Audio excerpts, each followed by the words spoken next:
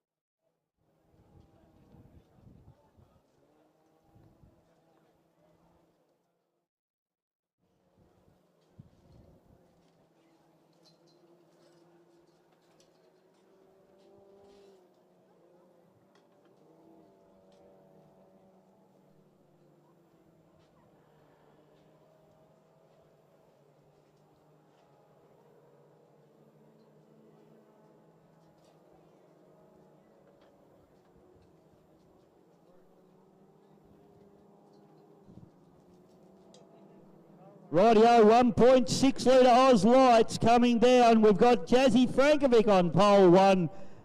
Dewey Nichols out of 2. We've got Paul Norris Froggy out of 3. Then we've got Paul Cunningham and Grant Harrison.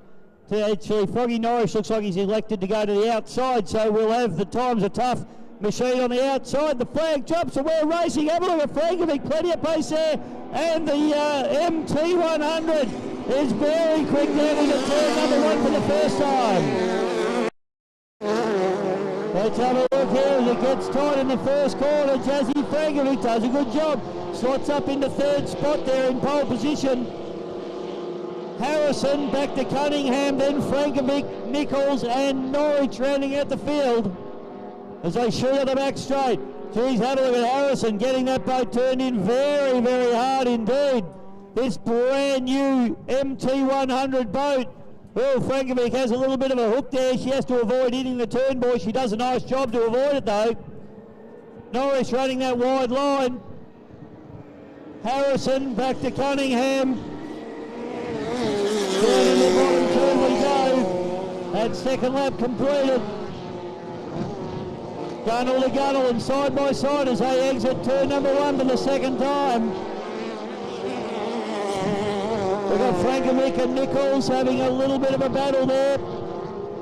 And then it's Froggy Norris on the outside. He might have a little bit of a problem there. It looks like he's come off the pace just a little bit.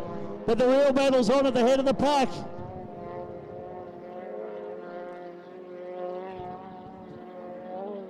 Yellow flag comes out, 1 lap to go now for these guys. Looks like Cunningham's poked his nose into the lead. Okay, Chipperman, this is some hard and fast racing between these two team boats. Fantastic stuff. Cunningham's his nose into the lead, Harrison on the outside. Then it's Frankovic and Nichols having a good go at it as well. And Norwich struggling a little bit at the back of the pack at the moment. Up into the top turn we go for the final time. It's going to be a drag race to the line between the two Melton Toyota entries. The 86 on the inside, the 100 on the outside. They come down to the line. Looks like the 100's going to get the chocolates this time around. 2 boat links back to the 86 with Paul Cunningham.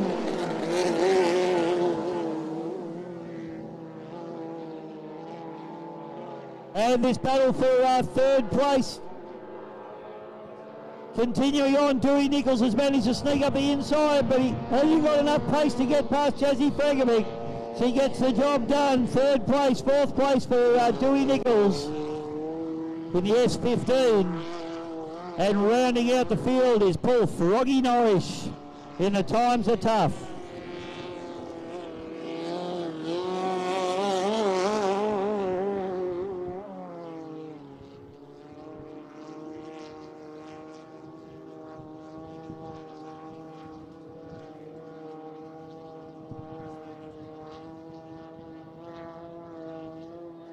Harrison trying to get as much seat time in this boat as he possibly can as he goes up the top end of the course.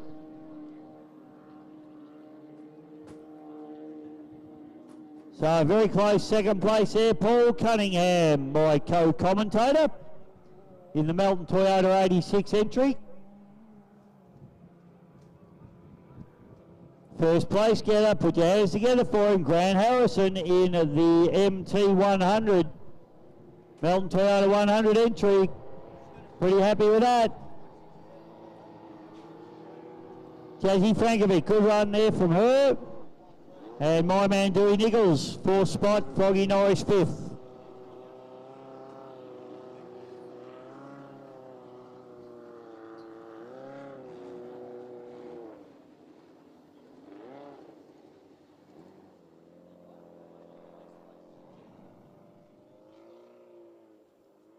There's our 1.6 Oz light hydroplanes, brought to you by the Harrison Motoring Group. Always good racing from these guys. Good to see a mixture of old and new, and everybody having a little battle right throughout the course there, so great stuff. There's a few more 1.6 litres lurking around as well, so if we get them all to a meeting, we're going to have some massive fields of 1.6 litre hydros, which is terrific.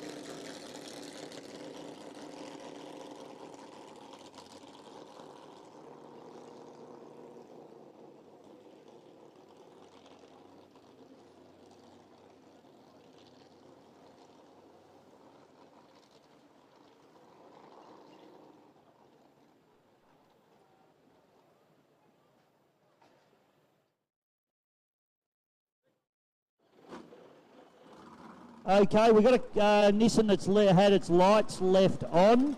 Nissan that's had its light left on in the car park. The rego number on the car is J for John, S for Sam, 2510. So personalised plate, JS 2510. Now I've heard a few reports as well, folks. If you've got people at home watching the live stream via the GP Hydro live streaming link, there's been a problem. Looks like it might have been hacked.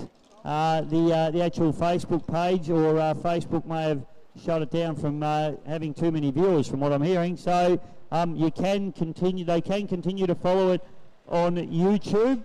The link is actually up in the comments section of the video.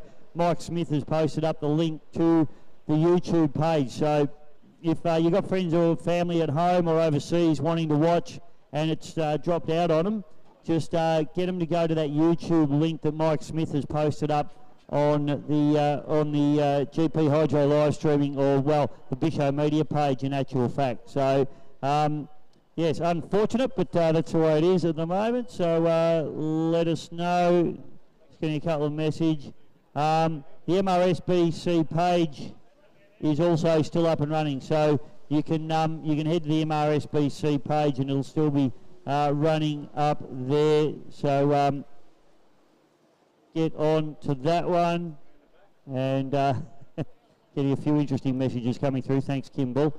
So that's the one. So jump on either MRSBC. You'll have to drive or over to Bisho Media as well. It's probably still running up on there too. So unfortunately, something's gone astray. I don't understand this technology, but all I know is I like boat racing, and we're going to see another cracking race in just a moment. In fact, it's going to be the heat number 1 of the Clyde Lewis, and the boats we're looking for, B&R, Rastus, Image and Routers. So these will be the next boats out on the course. And heat number 2 of the Clyde Lewis is going to be Addicted, Turn It Up and Shenanigans. So look out for that one. It's going to be absolutely amazing. Stick around, folks. Racing coming your way really soon.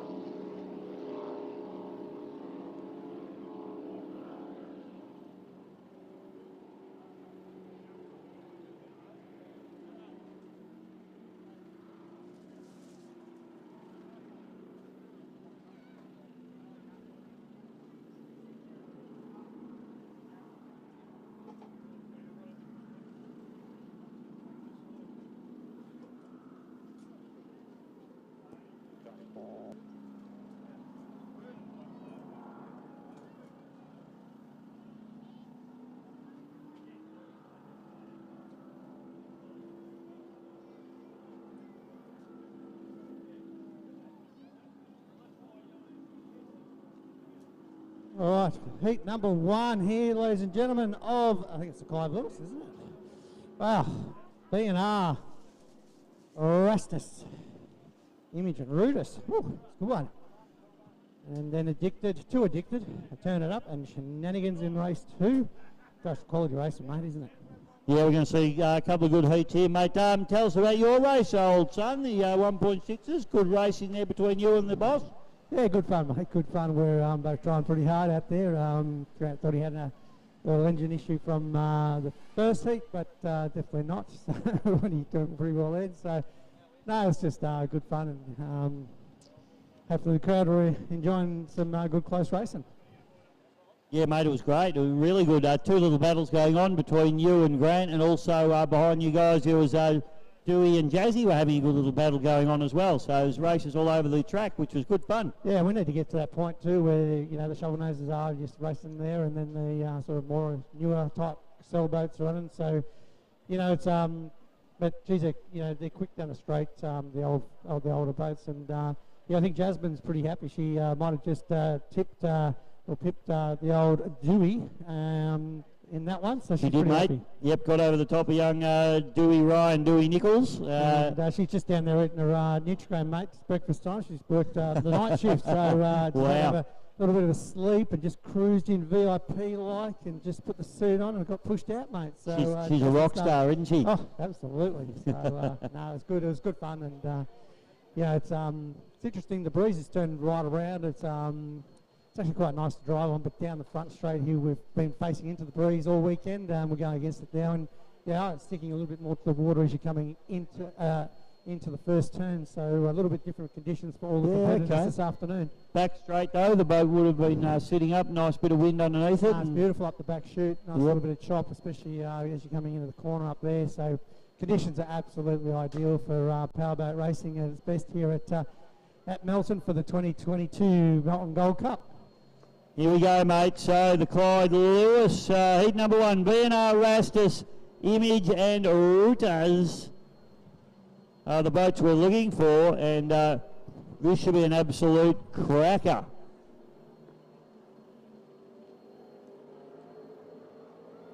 Steve Rarity in the Rastus, BNR, Image and Rutas, Mark Eben Ruder on the outside. Let's have a look at this one as the flag drops. We're away and racing down into the first turn, and it's going to be Craig Lewis in Image. Back to Brett Nidry on the hard inside. Rarity in the Rastus goes on the back door a little bit, and Evan out on the outside.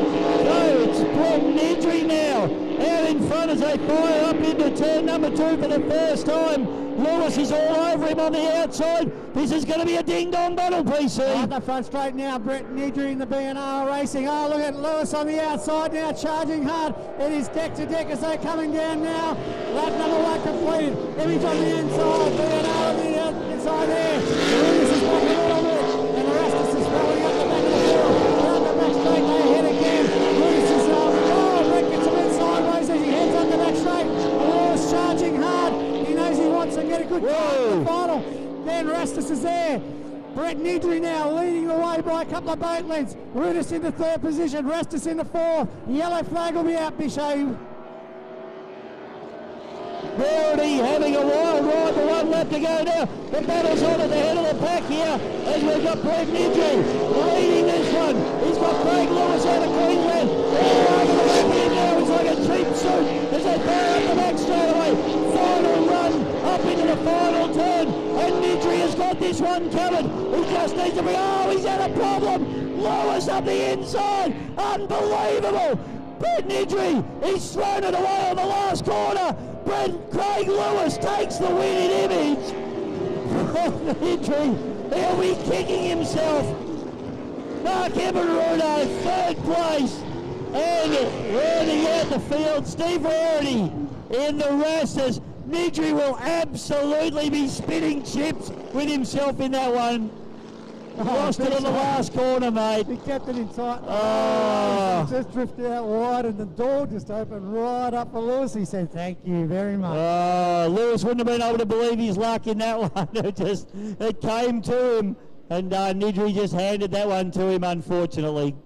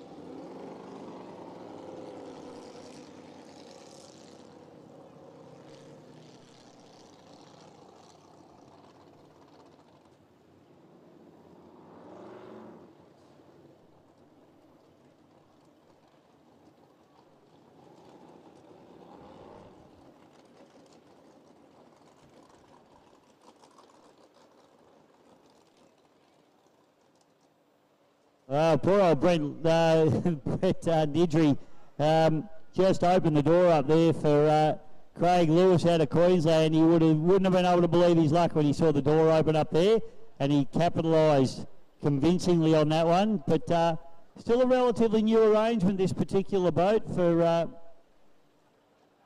Brett Nidri. So still learning the boat, and he just had that little faux pas. But anyway, he'll learn from that one. He won't let that happen again, I don't reckon. Next heat is Addicted, Turn It Up and Shenanigans, and Connor Patterson looking pretty relaxed in the VIP area. I hope you're not having a beer up here, mate. You're driving a boat in a couple of minutes, you know. So this should be a cracking race.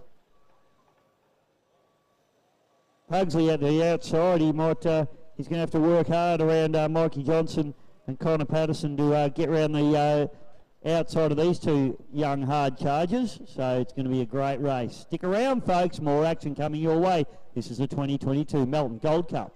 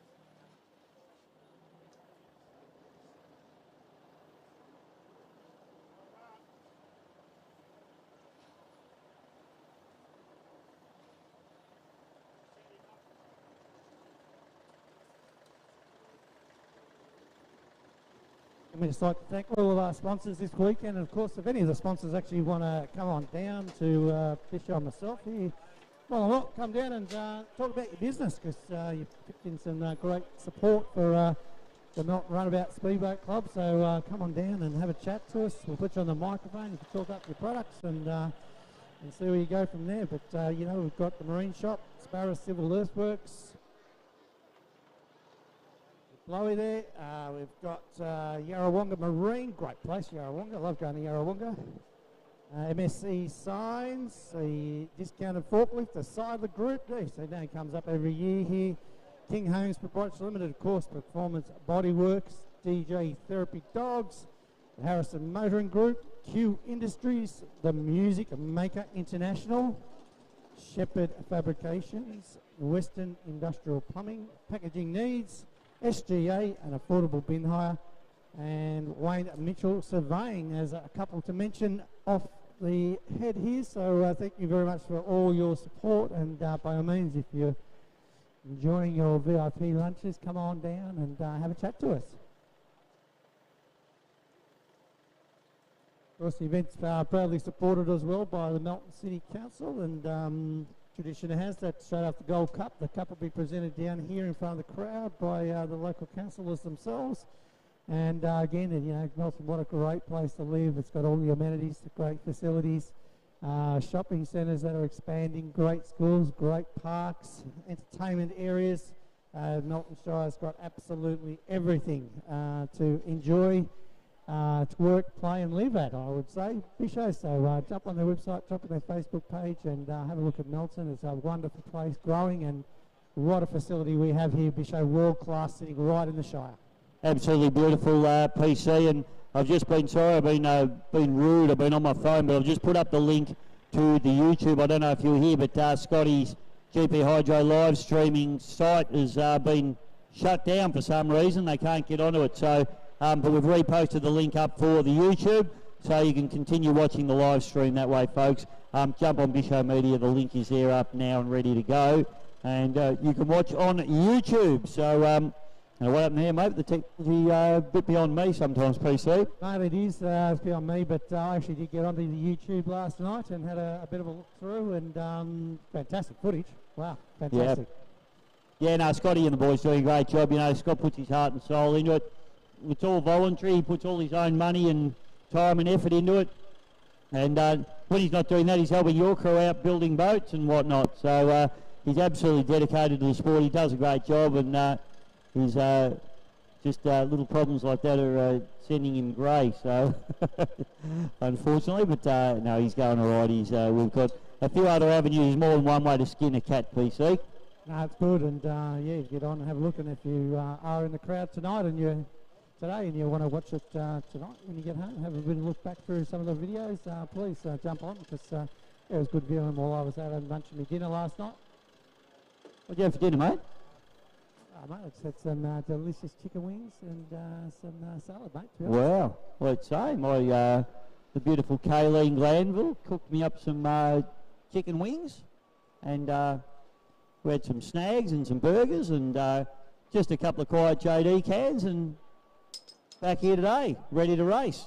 Yeah, no, I like to stay off the JD, mate, but might have one or two tonight. And just a reminder too, if you are having one or two in the crowd tonight, just don't drink and drive, have the plan B in place. So, you know, it's got to keep everybody safe getting home. We've got a nice big crowd in, we've got plenty of food up the top there, so yeah, get into it and enjoy the rest of the afternoon. We've got plenty more action to come. Of course, we've got the second heat now, the Clyde Lewis coming up with 3 boats in it, being 2 Addicted, and Turn It Up, and Shenanigans, and they're through the highest quality 6-litre displacements in Australia and the world. So looking forward to those guys going head to head. In fact, a little bit more room out there actually will make it pretty good for those guys. So yeah, looking forward to that in the next few minutes, and then a couple more support races, Bisho, and then we start to head into the heats of the actual Melton Gold Cup for 2022. Yeah, mate, going to be we've got a massive afternoon of racing coming up, so it's going to be very, very exciting indeed. Oh, got the Formula Futures now just popping out from behind us here, Bisho. Here we go, mate, Formula Future. So let's have a look. We've got Aidan Shan, Jetta Norwich. On the outside is the Intruder with Deegan Phelp. Then we've got the Ecstatic with Damon Bagley. And then it's Aquasonic with Tyler Scott and Fat Chance. So going beautifully. So all the boats out there, Fat Chance with Lockie Bride, of course. I'm not sure whether they've handicapped this one or not, mate, because looks like it's a little bit of a reverse grid to me, the way they've gone out, but it may just be the way it's worked out as well. They sprung out of the dock. Yeah. Just took us by surprise a little bit there, but yeah, no, it's I'll see how they pan out, but yeah, juniors are having a great time out there. 15 horsepower, of course, a good little program, and you can go and see Stephen Scott if you think, wow, I love my kids to get involved in this. Yeah, fantastic. So it's all Aidan Shan at the moment out in front, back to Jetta Norwich, and then it's the Ecstatic with Damon Bagley. Then it's back to the Intruder with Deegan Phelps, Fat Chance, and then Scotty in Aquasonic rounding out the field there. We've spread out in a little bit of order now. Young Aidan doing a great job out in front. He likes that clear water in the winging it.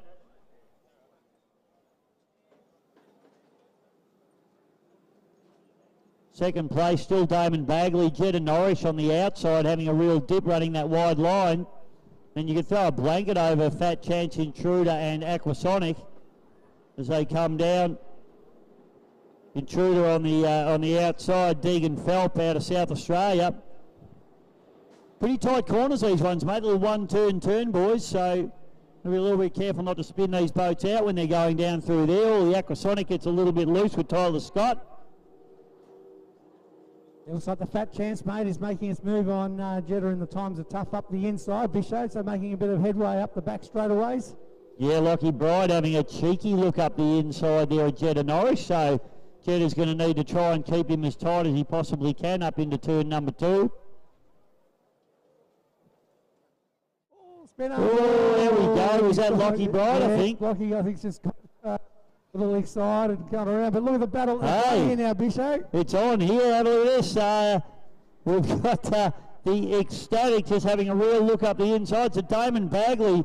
I wonder if Aiden Shan even knows he's there, to be honest. Look at that. Up the inside, he virtually spins about out. But the problem is you lose momentum doing that, don't you? And look at that. Aiden Shan will just out-accelerate him out of the corner. But I tell you what, he's got plenty of acceleration out of that little boat. So Damon... Long battle up the back chute now. It's getting closer and closer. They love the breeze going up the back chute too. Gets them up and about, rocking and rolling. Little bit of pitter-patter across the that wind chop there as well, mate. But it looks like Damon Bagley has now got the lead off Ryan Shan. Ryan Shan, that's his dad. Aiden Shan, I should say. But if Ryan got in that boat, it'd sink. So no, it's young Aiden, of course. Oh, and that's it. We're done. Last race. We didn't see the checkered flag again, but good racing from the kids there. It was a great battle. And back into the pitch, you throw a blanket over the rest of the field there.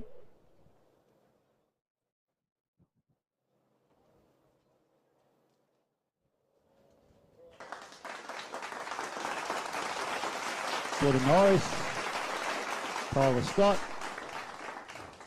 Deegan Phelp, and Lockie Bride all coming back into the pits. Yeah, Lockie was looking like he was going to get up there, mate, but just had that little spin out up there, so he'll be kicking himself a little bit, but good one to learn from. His dad Darren was telling me that's the lightest chance boat they've ever made. Well, maybe that wasn't such a good thing today. It can happen to everybody, mate. It can happen to everybody. But no, good racing for them. See them, little 15 horsepower. You can see they get to a nice sort of speed and they're good fun, good and safe. 100%. How's the birthday boy going today, David? You get that sunblock on, son. The solar panel looks pretty shiny, so can't have you getting a melanoma. I haven't had my hug today. Maybe after the racing's over.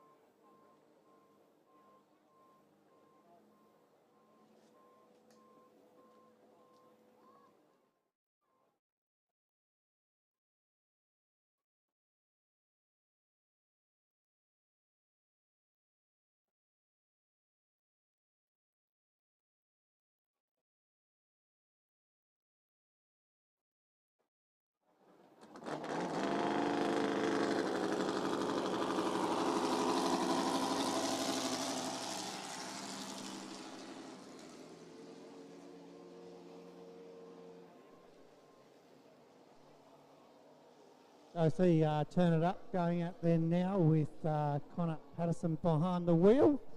Had a fantastic day yesterday and also on Friday, so super competitive boat, one of the best in the country, and great driver. He's up against his rival here in Mikey Johnson and Too Addicted. That's the pink, blue and yellow boats. They've been battling on for years now and they're only young fellas, so really good to see their competitive spirit coming out. They really respect each other's driving, but drive super hard at the same time. And they'll be up against the Jack Kavanagh winner yesterday of Chris Pugsley. So stay tuned, they're just about ready for that one.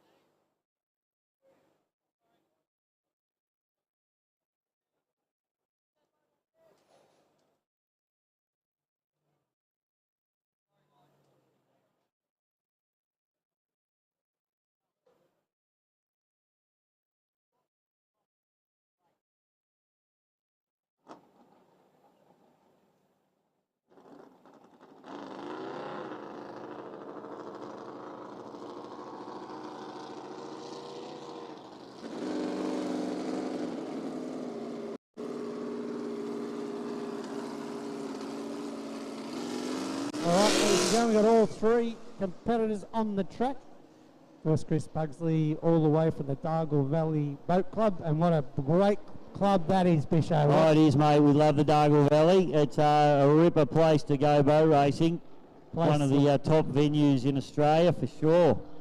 Place of legends are made, mate. Some great drivers have come out of that particular club, and there's been some absolutely memorable races down there. So haven't had a race there for a few years. I think they got flooded out and a few other things and everything else that goes on. But yeah, hope to get back there one day because it's a great club. But yeah, good to see Shenanigans coming all the way up from Dargle and putting it on for the Victorians here.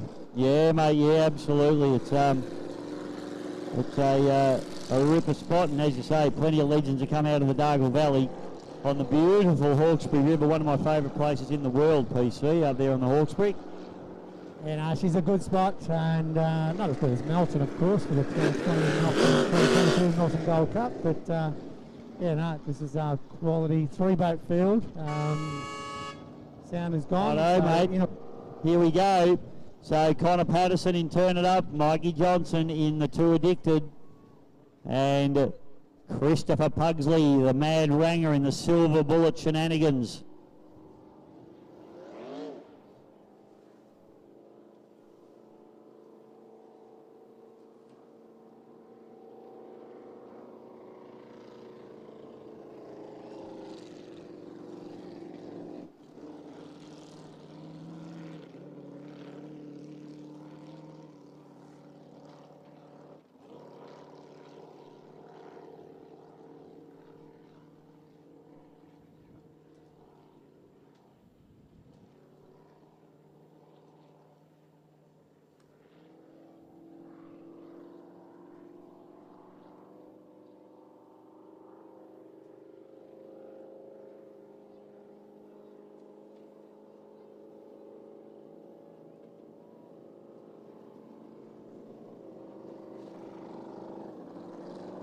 White flag comes up on the stun race and start boat.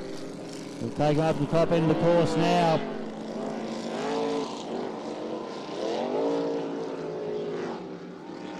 Yeah, start boat has done a fantastic job all weekend so far. It is not an easy job, and no. tell you what, it does start controversies. Well, one driver likes, another one doesn't, and there's always conversation, but Mick Garvey and the crew always do a fantastic job here at Melton, and we've seen some really great fair starts this weekend, and nothing will change this afternoon.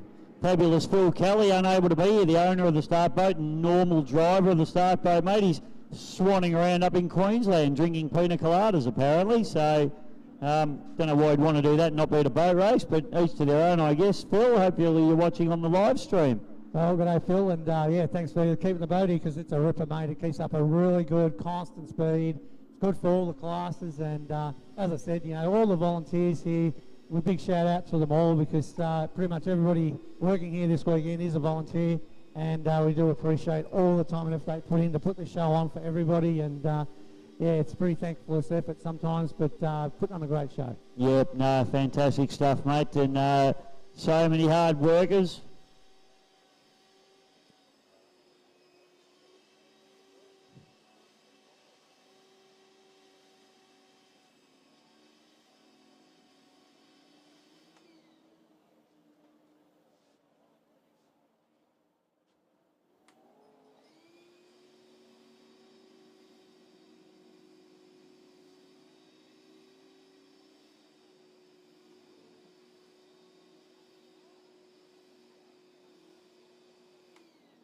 So we take them up into the top end of the coil there to turn the boats around. The start boat, everyone does a U-ey, and then they bring them down and get them firing for this heat number 2 of the Clyde Lewis.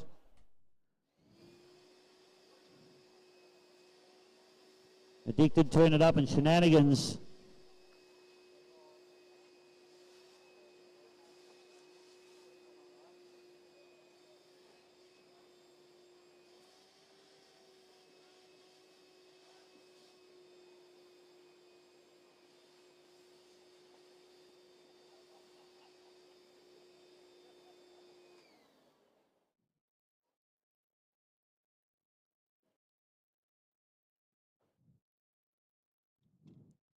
Big thank you to all our wonderful sponsors here this weekend, in particular our major sponsor, the Melton City Council. Check out all the great things to do in the beautiful city of the Facebook page going. It's all on there, all the activities and all the things you can do, or their website as well. Absolutely fantastic, and really, really great spot to come and visit and hang out. And if you're a local, why wouldn't you join the MRSBC PC and bring your boat down here and you go skiing after work? How good's that? And you can ski long into the night too, as we found out on Friday night fish show, and plenty of daylight out here. So no, it's a great venue, and well, it is a great place to ski too. I do enjoy it.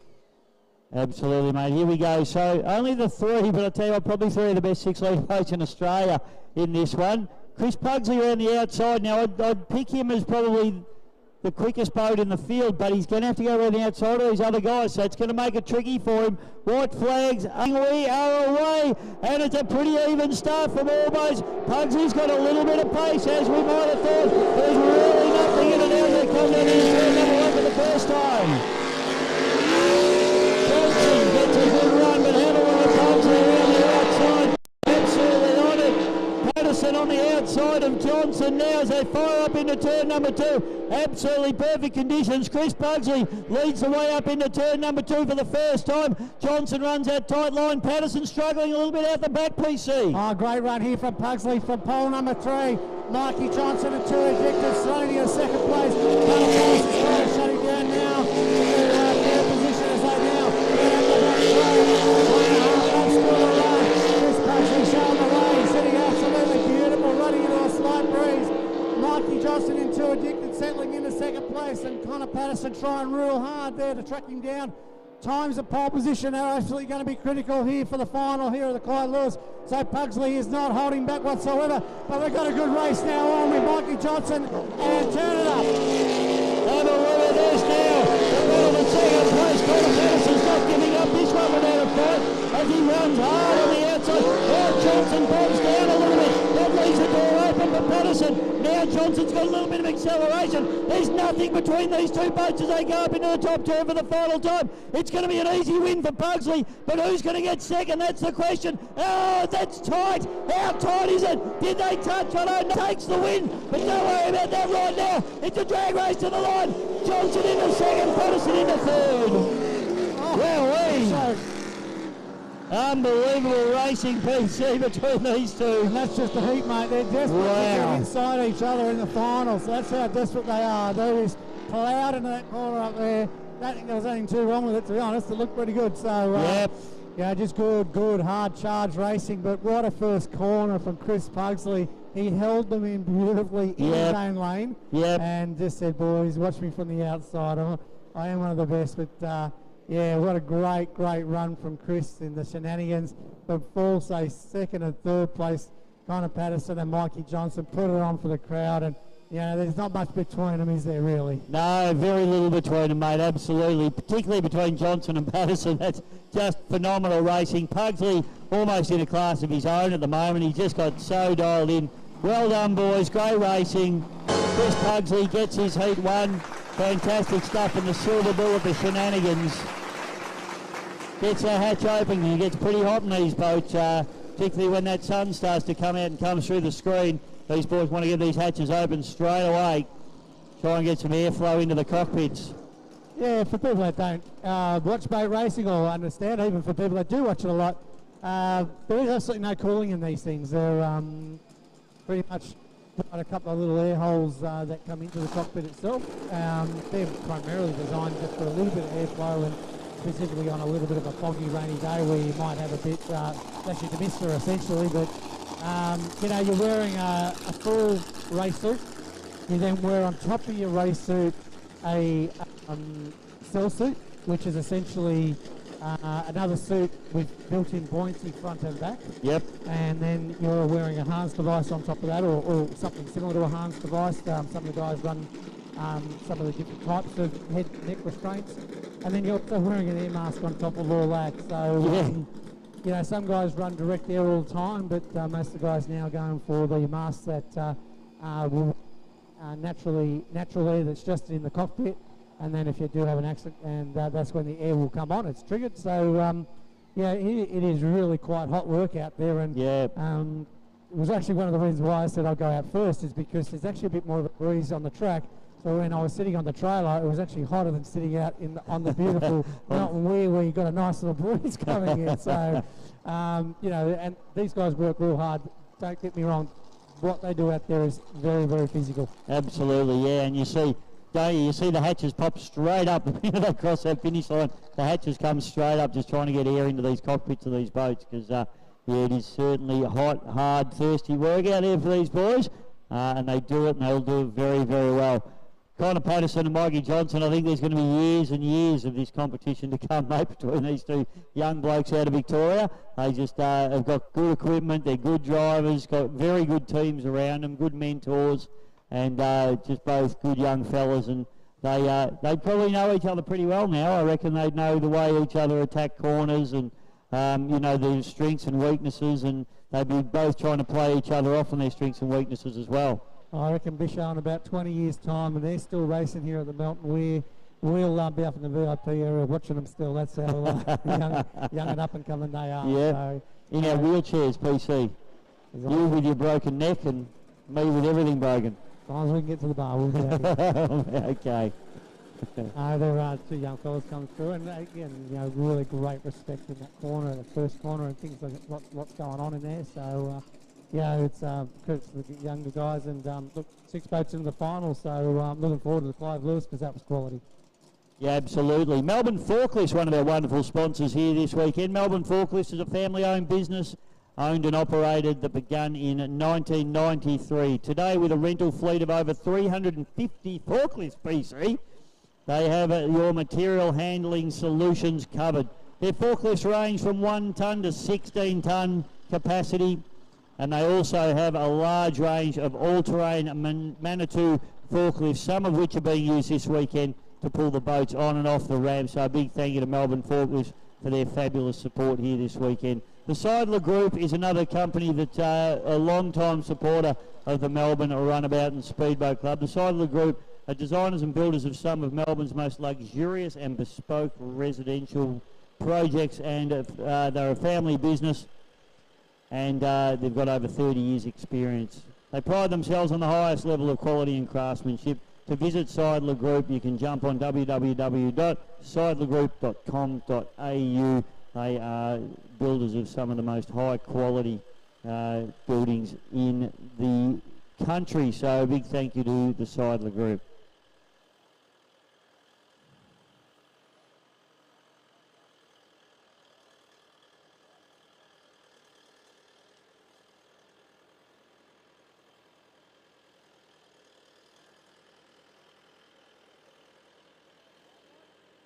Leading Custom Builders, another fantastic supporter here this weekend, and they just build the beautiful custom homes.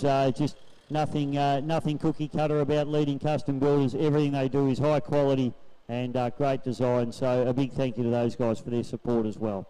Mate, they've got some beautiful homes. Have a look at that one in the picture there. And, yeah, I had a look at their yeah. website too yesterday, and I'm looking for a house myself, mate. So Really? I'll have to give the guys at Leading Custom Builders in Melbourne a call. Yeah, mate, take a photo of the contact details here. Good man. Down and had a look at their site. So, yeah, no, beautiful.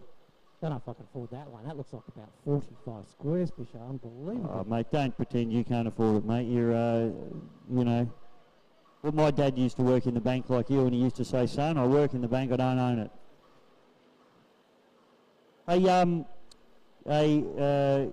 Event close to your heart, mate, the EC Griffith Cup, coming our way, or coming Yarrawonga's way, one of your favourite places, one of your favourite races, April 22, 23 and 24. It's a free event, and it is Lake Mulwala, Yarrawonga. It's going to be a great race. It's, of course, the Australasian Unlimited Championship, the EC Griffith Cup. Yeah, it's a fantastic event. It's on the Yarrawonga foreshore, which is absolutely beautiful green grass, and they've put some lovely walking tracks through there in the last 2 years. You know, it's from Yarrawonga, Mulwala, Sun Country, and the Murray, and of course, it's a really family event. It's actually it's not just a boat race, but they run a very big market store off the side. There's a sideshow alley with all the rides for the kids there. They do some car and static displays. So, it's got something for absolutely everybody to come along. Of course, the boat racing is the main event, but, it's a really family-oriented event. It's really well looked after, and, the action out there, they'll have all the classes running. And, last year's EC Griffith Cup was unbelievable, and, it's very, very prestigious, and it's one that, will be highly sought after. Couple of other races too that weekend, the Lead Spears Trophy for unlimited displacements, which is always a barn burner of a race. The Auslite Championships and also the Anzac Cup running as well. Don't forget they've got bar facilities and they've got food as well, and there's $15,000 prize money on the table that weekend, mate. So it's going to be a great weekend, April 22, 23 and 24.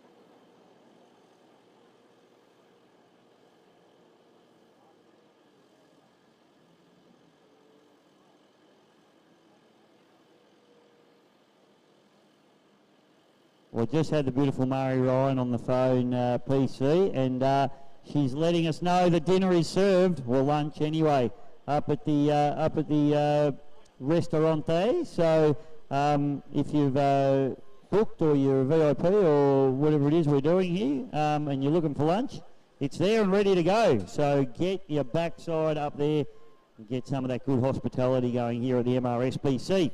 And it is good hospitality, so if you're looking for a VIP ticket for next year, have a good think about it. It's a great place up there, and what a great way to view it up on the balcony too. And I think as we talked about, Melton is one of the best venues in the world, especially from viewing point of view. Up high, you get to hear and feel the noise of the action that's going on, and there's no other place like it. Yeah, no, it's a fan. I've always said it, mate. One of the best, if not the best, viewing venues in Australia, if not the world, for powerboat racing. I don't need to tell you, if you're here, you can see it. But if you're watching on the live stream and you get an opportunity to come out to the Melton Gold Cup one of these days, then definitely highly recommend it. Great fun, great venue, great viewing, and amazing racing. Doesn't get any better than this. This is Exford Weir in Melton for the Melbourne Runabout Speedboat Club, Victoria, Australia. And the next race on the card is the... Is that the next race? 6 litre Clyde?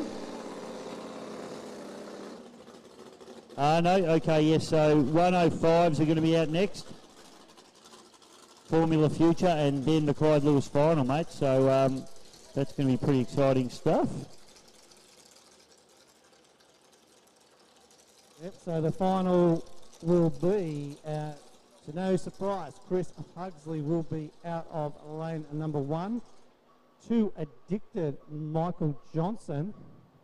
Well, Image, mate, he's gone into lane number 3, so Image's race time must have just turned it up, so there must have been absolutely nothing in it, because obviously Michael Johnson and Connor Patterson came across the line almost identical, so it must be just paper in it. And yep. B&R Engines will be out of lane number 5, and Rutus, Mark Enruta, who was fantastic this morning, just seemed to be a little bit off the pace from where he was this morning, so he's in lane 6, but maybe he's holding something back. Yeah, no, well, you know, he's, well, we've seen plenty from Mark in that boat. And look, it's not a bad place to be on the outside. We've seen a few guys get him from the outside. In fact, Pugsley did in that last race in the shenanigans, just ran around the outside and got him done. So, you know, it can well and truly be done. And sometimes it's better not to be caught up in all the chaos that goes on. Ryan Shands just messaged me, mate. He's with the Australian Offshore Powerboat Club and the Offshore Superboat Championships. They're running at Wyndham Harbour on the 12th and 13th of March, and Geelong on the 26th and 27th of March. So that 12th and 13th of March, I don't know what they were thinking there. That's a long weekend, so I'll be at the Robinvale ski race, which for those people that are ski racers, get up there. But that's Wyndham Harbour, and Geelong is 2 weeks after, 26th and 27th. I'll be there commentating that one, PC. I'll come down and say good day to you, mate, since I live in Geelong at the moment. Fantastic. But, you know, great to see. The offshore guys are actually good fun to watch too, and put on a good show. So, yeah, no, they've got some good fields, and you've been commentating for them for a while. So yeah, very good. Yeah, over 10 years now. So it's all good, mate. Yeah. So no, that'll be all good. Anytime, Rhino. So Ryan just messaging me. I'm just the conduit to everybody up here, mate. Mate, you're fan. Red hot show media, podcast champion. Everybody wants a piece of your show. Yeah, I wouldn't have thought so, but we definitely, once the live stream went down, there was a little bit of hot finger work going on, trying to get the link up to go elsewhere to watch it. So I think we've got that sorted now, so hopefully everybody's watching at home, and if they are, big shout out to everybody at home or overseas watching the racing here this weekend. We certainly hope that you're enjoying it, and we hope that PC and I are making some form of sense at some point. Oh, mate, yes. It's good to see. We do get some really good international people come on. I haven't got the phone in front of me to have a look at who's on right at the moment, but I had a look through yesterday's commentary, and yeah, we do get some really great international people come on and have a look at the Australian boat racing scene. It is world class. It's a little bit different. You might go to Canada and it's all hydroplanes, and they look at this stuff and go, wow, it's all displacements, but you know, they love it too, and they jump on and message us and say, well, that's fantastic stuff. So world-class racing here at Melton for the 2022 Melton Gold Cup, and these are the 105s. So just for anybody that doesn't understand bracket racing, that's new to the sport, we have a couple of different types of brackets. So an 85 mile an hour, a 95 mile an hour, and a 105. And they're designed to enable boats without cockpits to actually compete up to a certain speed. They're actually given a GPS that's put inside their race suit, and they have to stick to the speed and do not exceed it. They have to hand back their GPS at the end of every race to the judge. And if you do exceed your speed, you are automatically disqualified and talked to by the officials, because there is a speed limit on it. It encourages inboards, outboards, hydroplanes, and you can mix them all up together and go out there and have a heap of fun. So great way to get into racing. I was just going to talk to one of those bracket racers, because I've seen him walk into the commentary point. New guy to the sport. Schultzy, get over. He was sitting right here, and now he's making me chase him around the joint. Mark Schultz, the artist himself. Mate, how's your weekend going, son? Having a ball, mate. Absolutely loving it. Fantastic, mate. The boat looks fantastic. Now, we spoke. You had a little wild ride down at Glen Maggie. You've done a lot of work on the boat. The boat looks fantastic now, mate. Sitting really great. I'm really happy with it. I'm starting to feel it now, so it's good. Yeah, no, fantastic. And the racing's been red hot, and you've been right amongst the action. It's been exciting. It's been really fun. Been happening really good, yeah.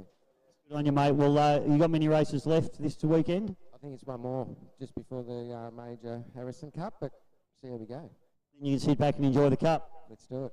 Good on you, mate. What do you think of the venue? First time here, I guess? I've come to watch. First time racing here, but it's fantastic. Good track. Like it. Better than Lakes. Good on you, Schultzy. It is a lake, you know. I know that. Good on you, mate. Well done, the artist, Mark Schultz. He's going beautifully. I like it. Schultzy. I was just giving him a new nickname by the sounds of it, which is good. I always like giving people nicknames, whether they like it or not, PC. That's the way, mate. Got to give it to him. But no, he's had a good time. It's really good to see. And again, newcomers to the sport, and that's what it's all about. If you've got a boat and you think, wow, I wouldn't actually mind having a crack, there is some good, entry classes for you to have a crack at. Yeah, no, he's come through the ranks nice and quickly. He's going beautifully. So we'll see him in a blown displacement in a couple of years, I reckon. You just have to rob a couple of banks and he'll be fine.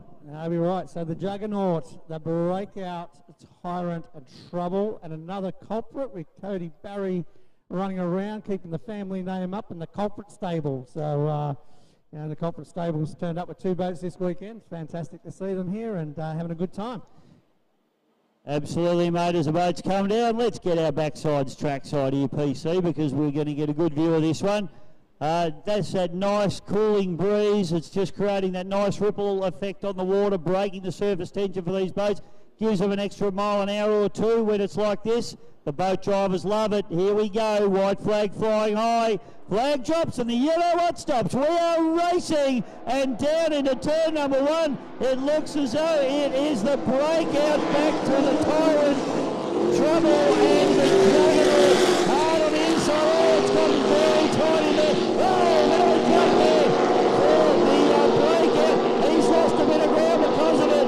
So it's going to be Juggernaut and Tyrant back to Breakout up into turn number 2 for the first time, PC. Some super close race.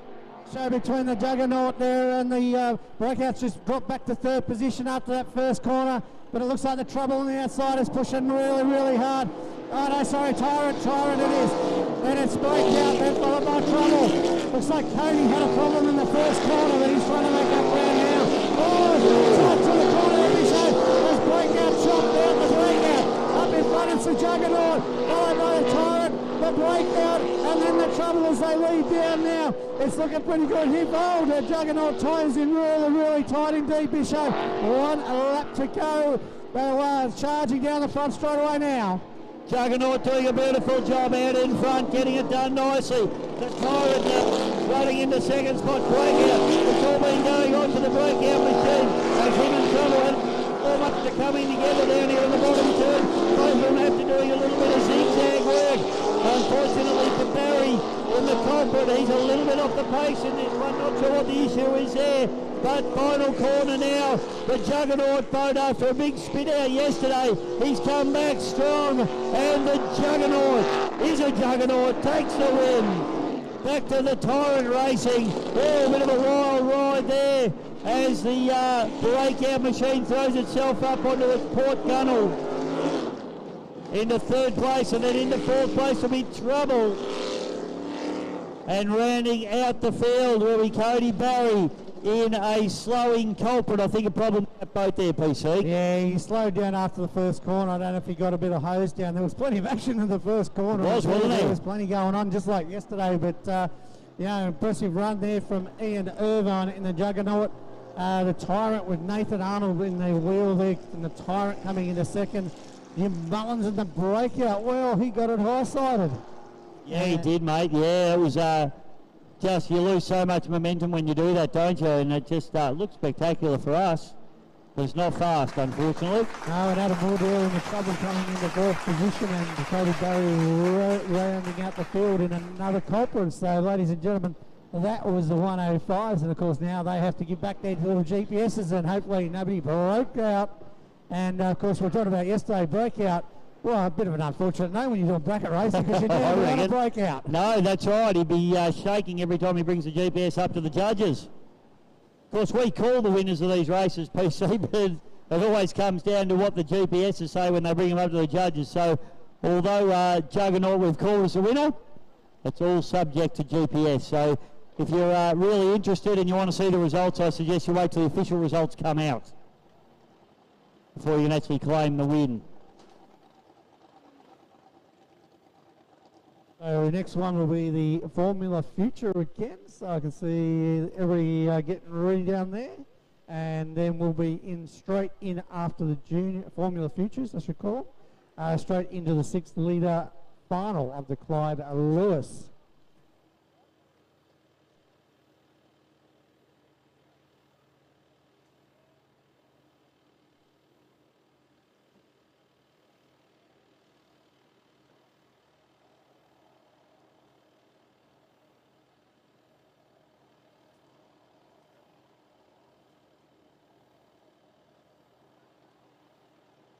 We've got plenty of boat racing action across the country. Bisho, we've got plenty of things going on. We're just going to grab a date of Lake Charm, which is the Edie Memorial Racing, and always attracts a fantastic crowd. Right, a great lineup of boats.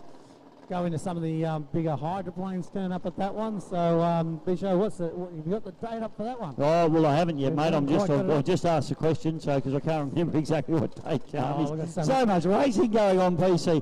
Charm's my home track as well, so it's a ripper spot. And if you haven't been up there, I recommend you come up for a look because it's a beautiful spot. Nice grassy banks and sandy bottom and beautiful lake. It's a great spot just out of Kerrang.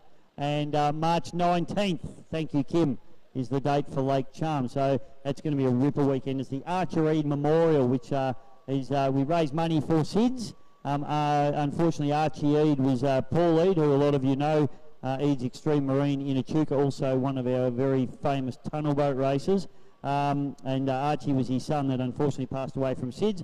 But ever since then, we've raised well over $100,000 for SIDS in the name of Archie Eade. So it's been a real negative turned into a real positive, that one, mate. And we do a big night. We're going to shave Dewey Nichols down, shave his head, shave his beard for charity. And we just have a great time. So I reckon you should get there as well, PC. Mate, I've been there. I'm going to race there. And I bought last time in the auction, I bought a steel bloody whippersnip, and it goes fantastic. So, and did the auctioneer rip you off, mate? Did he get in you? Oh, probably, but it's all about the charity, mate. It's not about what it really costs. It's all about the charity, mate. No, good fun, plenty of great prizes, and we have a good night out that night, and celebrate a good day's racing and try to raise some money at the same time for a fantastic cause. No, it is an absolute ripper weekend, so highly recommend March 19. Get your backside up there to Kerrang Lake Charm for the Archer Eade Memorial. Gee, I tell you what, it's a big day when the crew chief for the Team 86 GP1 MT100 just rolls in, Big Terror. Nice to see you, Terror. Did you want to do some commentary, mate? Birthday boy yesterday too. Happy birthday. He doesn't look a day over 60.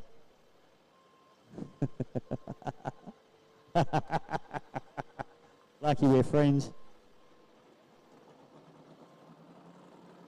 He does a good job, Terra. He's a legend, mate. He's a legend around Melton. Helps out too. His little red tractor's been going up and down as well, helping out. So, all good. One of the richest farmers in Melton, I've heard. Oh, in Australia. But again, big thanks to all our sponsors for this weekend. We really, really do appreciate everything you guys do for us. And the Seidler Group, they've been on board every year, Bisho. We're commentating the Seidler Group and designers and builders of some of Melbourne's most luxurious and bespoke residential projects. A family business with over 30 years' experience, and it feels like they've been sponsoring the races here for that period of time too. They pride themselves on the highest quality and craftsmanship. So visit www.seidlergroup.com.au.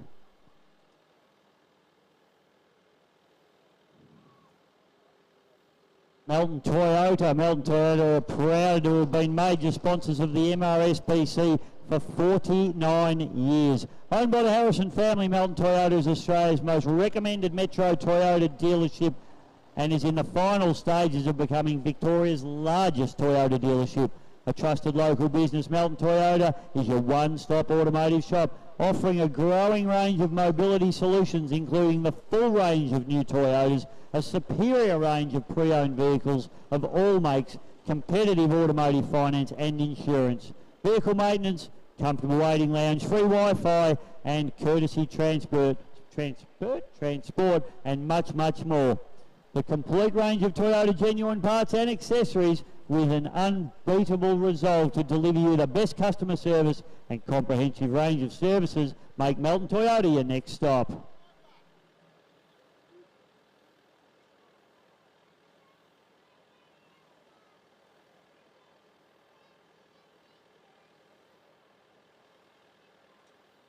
All right, Formula Futures, ladies and gentlemen, just about to fire out again. They've got some good racing going on. They've had plenty of it, so not like sitting on the bench at the footy, mate. You come down here and you get the action. You'll put it in the mix. Yeah, absolutely. These kids have been great. Young Aidan Shan doing a great job in that little wing unit boat. Yeah, nothing's turning around the last one now, getting into position, ready for their dock starts. Sometimes they start out in the middle and sometimes they do dock starts, but this weekend it's all about the dock start. Yeah, absolutely, mate. Love the dock starts. It's good for them, a bit of reaction time. They're looking at a flag that's just down here in front of us, which gets waved and dropped, and away they go in a minute. Dad out the back pulling the pull start. It's which boat starts first, probably. Yeah, it's up to the dad to pull the ripcord. Pull the ripcord. All up to them. Could be won and lost on the ripcord, Bisho. It can be, mate. Flag girl is waving the white flag. Thank you, flag girl.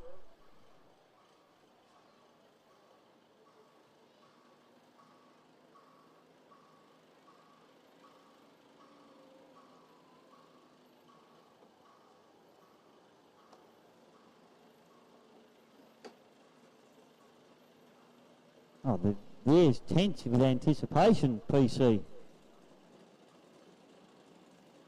Off they go, Joe. Here we go. Got the go. He's just trying to get away first.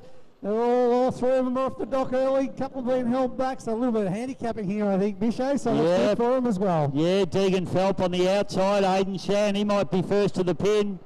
Then we got the ecstatic there with Damon Bagley. Then it's Tyler Scott. And a Lockie Bride rounding out the field as they fire down into turn number one. Up the back straight away, and it's Deegan Phelp in the intruder. He's got a bit of boat speed there, hasn't he, as he cracks away. We might have to fuel test him, I think. He might have some nitrous or something hiding under that cowl.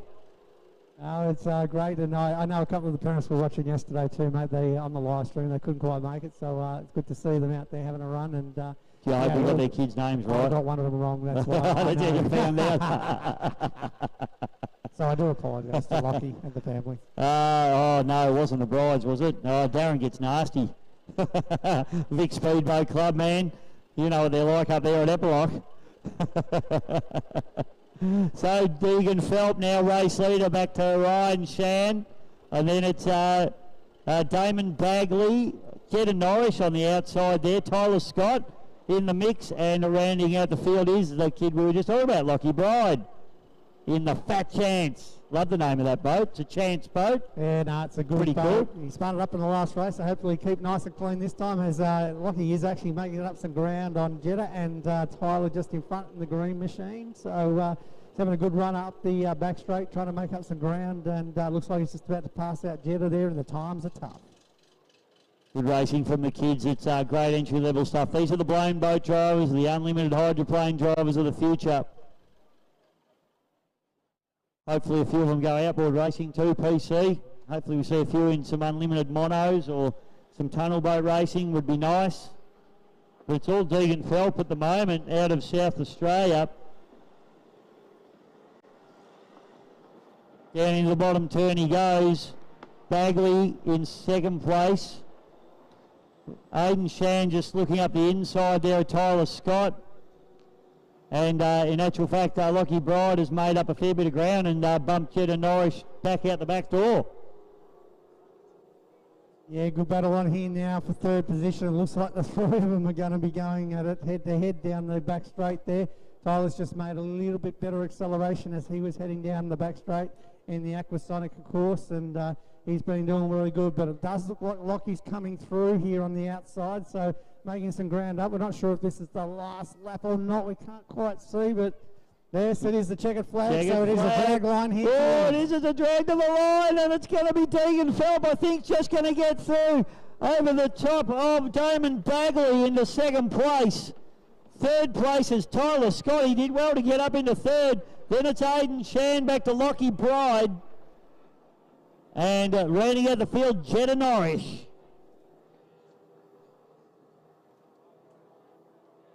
You know the biggest problem with the kids, it's been good because they've all been driving the same boats for a little while now because they all chop and change so much. You never know who's in what, but at the moment we're starting to get on top of them because they're all staying in the same boats for a little while. Really good racing from the juniors, and of course we'll be straight into the Clyde Lewis final. So I'll have a look, Bisho, to see who's come down the ramp because we're too busy watching the Formula Futures.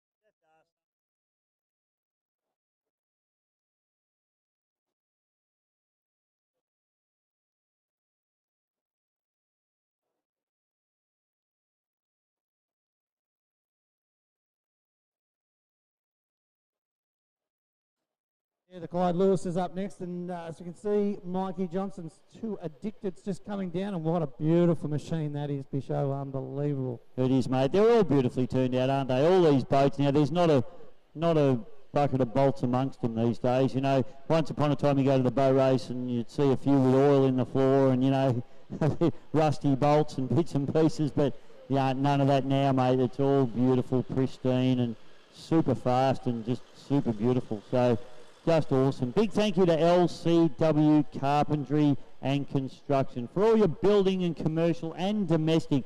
Give Craig Wellington a call, 0418 360 691. Also, Tailored Plumbing Solutions is a family-owned and operated plumbing company with over 20 years' experience within the industry, specialising in residential and commercial plumbing.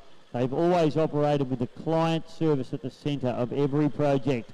Whether you have a plumbing emergency at home or are renovating your property or need maintenance on your commercial building, our team will deliver lasting high quality services that you can rely on. Also our man Big D Pasala at Always Concrete Pumping, commercial and domestic pumps, boom pumps from 20 metres up to the massive 53 metre. Also line pumps for high-rise apartments, tower booms. Give Dennis Pasala a call, 0425 777 500. Write that number down, 0425 777 500, or just send him dirty text messages late at night. He'll love that too.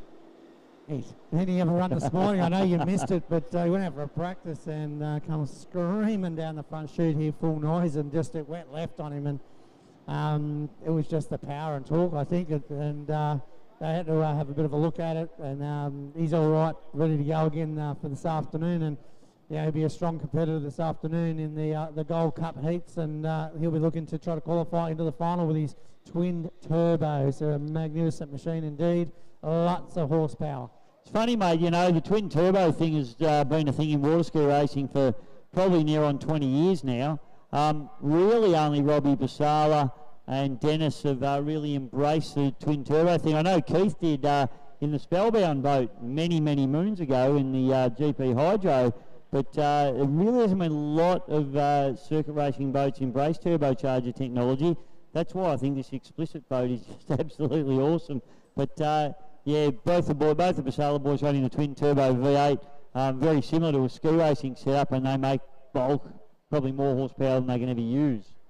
Yeah, no, they're unbelievable. And yeah, as you said, most people traditionally have gone with you know, a blow-on setup and plenty of horsepower generated by a blower on top, and the bigger the blower, probably the more horsepower you can go with. But yeah, no, it's good to see that they're both going with their twin turbo deals. And then of course you've got Explicit, which is going for the Barra deal, which is a bit different again. And we have seen in the past that people try it. That hasn't probably lasted that long. We don't know why, because you know, it does work successfully with ski racing. Yeah, it does, mate, it does. I think probably turbo lag has been the big thing that's probably put most circuit guys off. But, you know, that's easily controllable now with electronics, electronic boost control, and all the electronics that you can do with either Autronic or Motec or any of the systems that are out there now to control the injection systems on these boats. So that's why the Vasala machines are very, very fast indeed. Well, I didn't see too much turbo lag from Pasala when he was out running, and No. I don't know if you caught yesterday's morning's practice that he pulled in, which you know, was live streamed, and I watched that on YouTube last night, and it was super quick down the straightaway. So hopefully we see more of that from Rob in the Gold Cup heats this afternoon. Fantastic stuff, PC. So we're just waiting now for our boats to get in for the final. We'll take a short break, and we will be back with more racing in just a moment.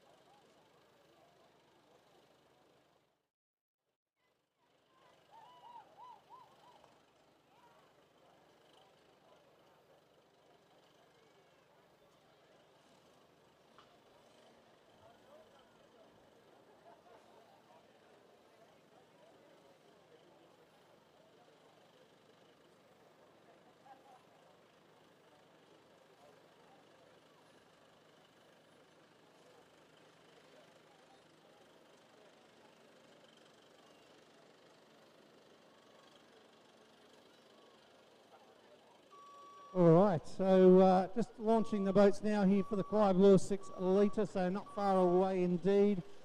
Shenanigans will be out of 1, Chris Pugsley.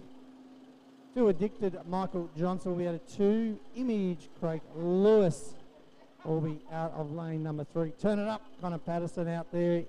B&R Engines, Brett Nidri and Rutus.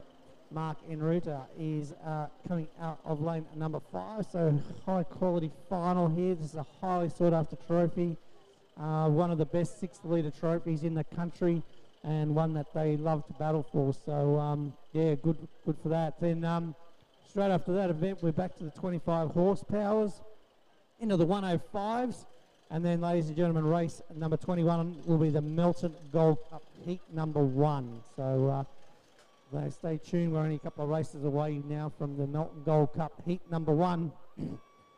Then there'll be the future into heat number 2, and another Formula Future, and then heat number 3 of the Gold Cup. So some massive action coming up here with the Clyde Lewis leading into the 25 horsepower, the 105s, and then the first heat of the Melton Gold Cup.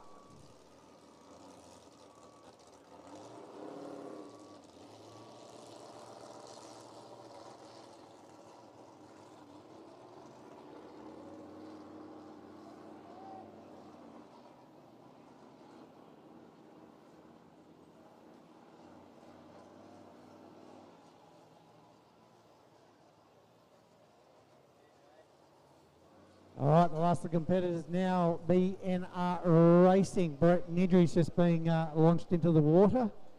His little fan club was down here a few moments ago, all behind us, all the kids from the family. So wishing Brett and the BNR Racing machine all the best. So siren is sounded, so we are ready to go racing, ladies and gentlemen. The white flag is now up.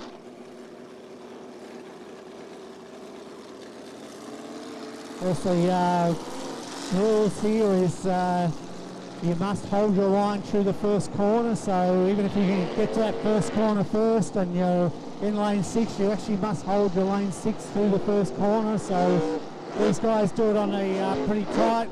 They know the width of their boats and they know exactly how much room to give each other, but so they've all had those conversations this morning at the briefing. So yeah, just in case you didn't realise, if somebody's well out in front down the chute, you have to maintain your lane going around the first corner. Once you're through the first corner, ladies and gentlemen, it's pretty much, if you can establish a couple of boats overlap, then you can change lanes at any need that you have. So that's the racing rules. 3 laps here of the Exford Weir at Melton. So looking forward to this one, the final of the Clyde Lewis. Righto, PC, Clyde Lewis. Mate, we've altered our position. We've got a bit of a better spot here. We can see the first corner. I was just saying there for the punters out there, they've been told they must hold their line for the first corner, but they were actually asking the width of each other's boats this morning because they wanted to work out how much they could actually Oh, no. And it's funny, boat racers all talking feet. No one knows how long a foot is. 12 inches, apparently. These boys are experienced. 30.4 centimetres, is it really? There you go. I like it when we've got intelligent people up here in the commentary box. We've got that know stuff. Dr. Google here in the commentary box. We have. I'm going to tell him my symptoms later and get the cure. All right. Oh, we got the B&R girls here. How's Dad going to go? She doesn't care. She's shoving what is that, a hot dog or something in her gob? It is too. More interested in the hot dog than Dad racing, Coggo. Don't worry about that. We've got the Addicted team sitting here with their T-shirts next to us as well, so it's all happening. Summer's keen. She's given Mickey a few tips that he wouldn't have listened to. I wouldn't have thought. He should. Summer can drive. Don't worry about that. And she's less annoying than her brother too, just quietly, aren't you? A bit quieter. Prettier. She's actually got everything going for her over Michael. She should be driving the boat. Might have talked to Lindsay about that one. Kick Mickey out and put Summer in.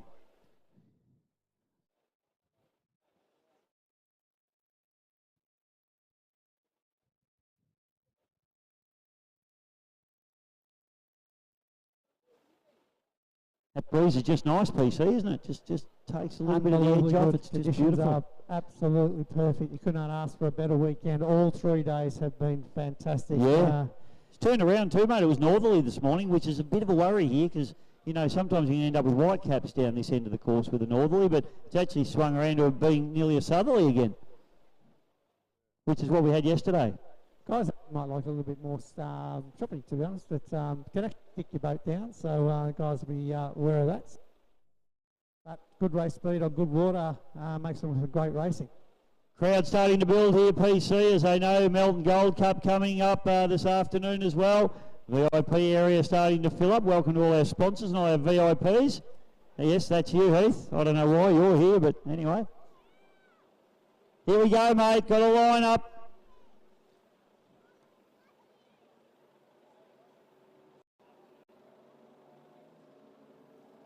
Rightio, PC. They bring them down. White flag flying high. Who is going to take out the Clyde Lewis for 2022? The flag drops and the yellow watch stops. We are racing, and it's a hard charge down into turn number 1. Rooters on the outside. Have a look at the shenanigans in the pole 1. They're bringing over the rest of the field. They go down into turn 1 for the first.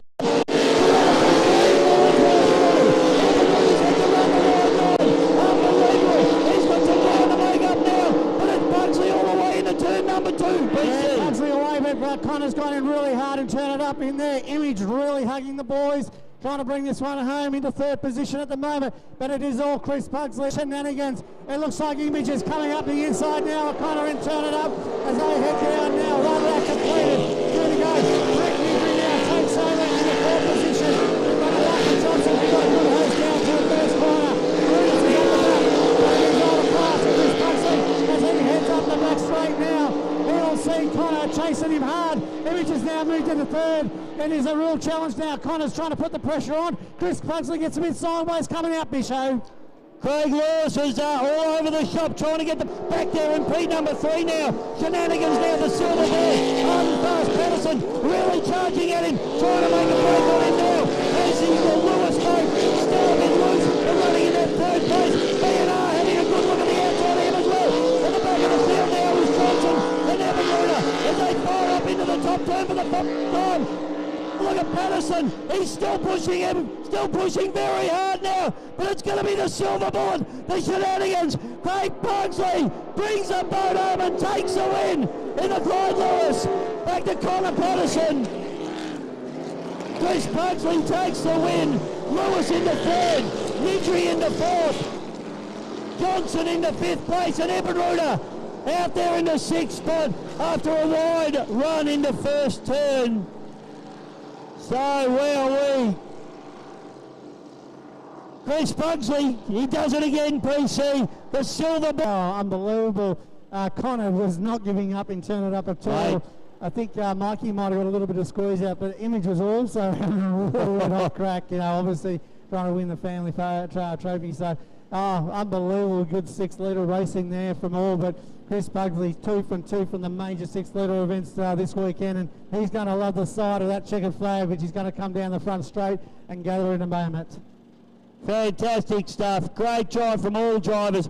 Craig Lewis out of 3rd place, I thought was an outstanding drive. He had to do it the hard way, and he was all over the shop, but he didn't back out. Connor Patterson, great drive. Fantastic stuff there from Connor. Great drive from Nidri as well, just getting quicker and quicker. Great stuff there from Brett Nidri. Ebenruder, I think he was a bit hard done by on the outside, mate. He had to run really wide. He was as quick as anybody. Lewis, absolutely storming 3rd place, really got the job done. Mikey Johnson, unfortunately, just got tangled up in the pack and just couldn't weave his way out of it in the addicted, but a good drive from him as well. Not a bad drive in the whole race. But it's Chris Pugsley, ladies and gentlemen. He climbs out of the cockpit. Ladies and gentlemen, put your hands together for Chris Pugsley. Shenanigans takes the win.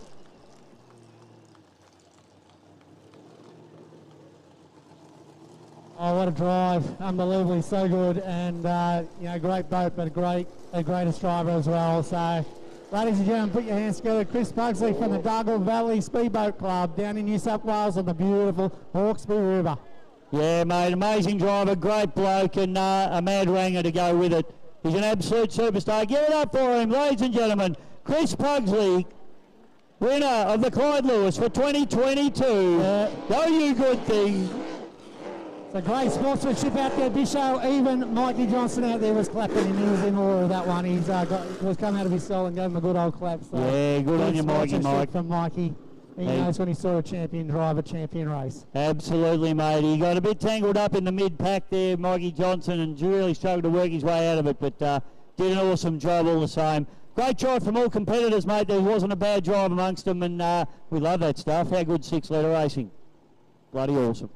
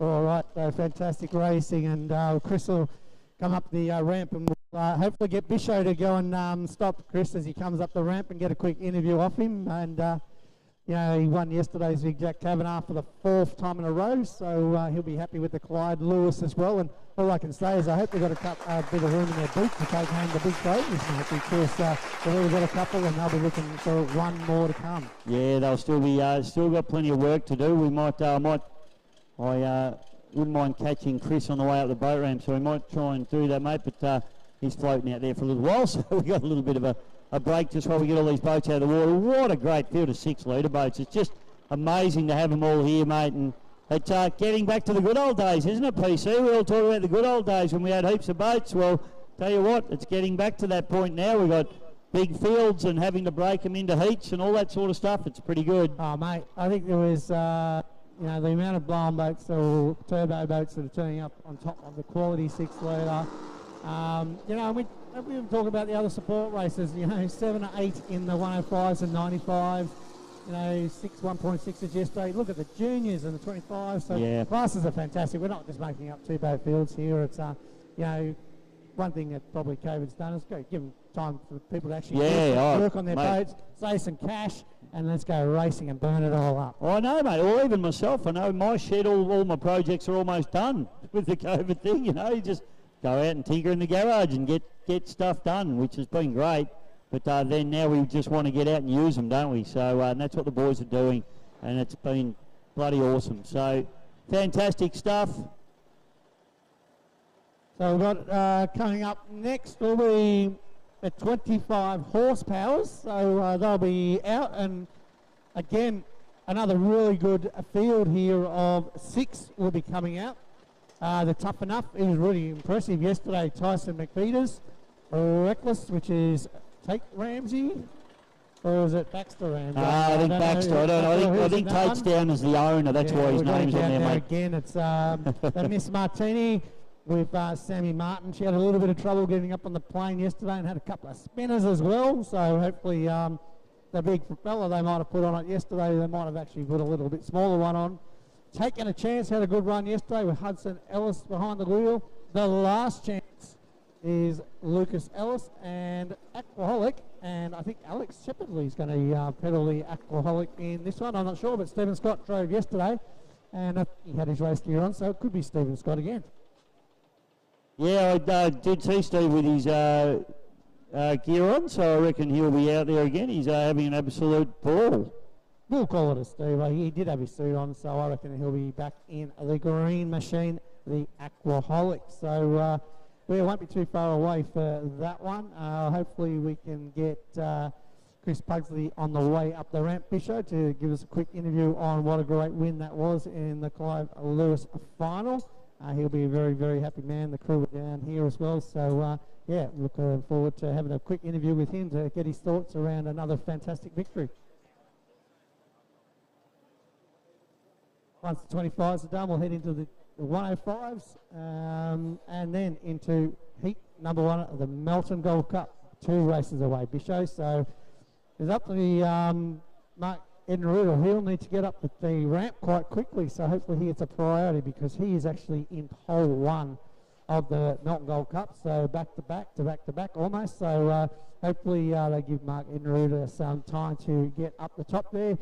Do a quick check over and head down for the heat number 1 of the Melton Gold Cup, coming to you in 2 races time.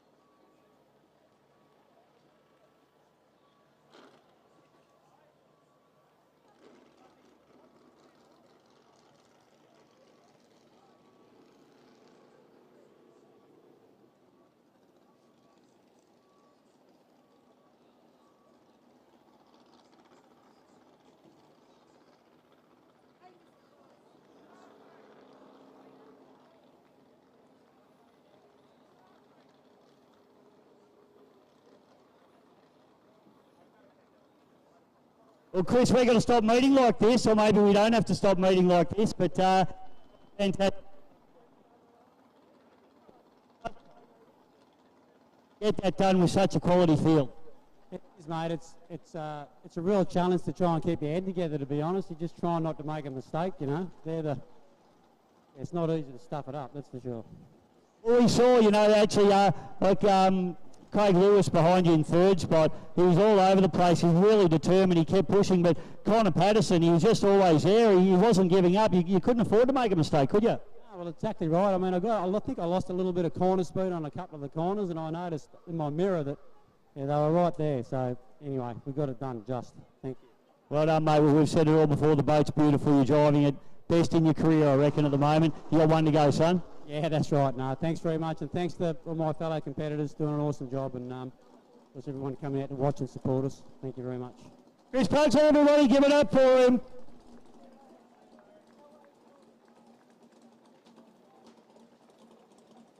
If you think that thing looks sexy on the water, you should see it up close.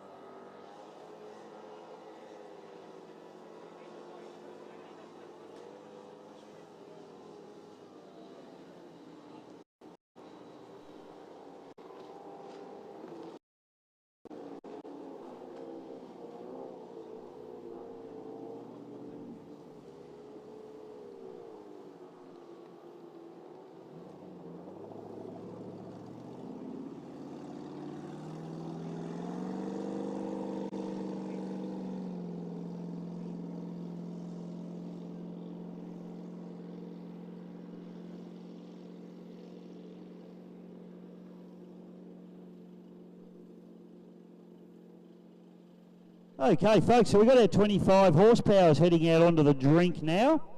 And these guys have supplied some really fun racing. Boats we got Tough Enough 25 with Tyson McFeeters, Tate Ramsey in the reckless, Tate Ramsey, it's going to be Baxter Ramsey. So I was trying to spit out Blake, and I know it's not Blake either because that's his uncle. So Baxter Ramsey, they've got Tate Ramsey on my list, so I just crossed that out, put Baxter down. And we've got Sammy Martin in the Miss Martini, taking a chance with Huddy Ellis. Then we got the last chance with Lucas Ellis, his dad, and Alex Shepherdley in the Aquaholic. Is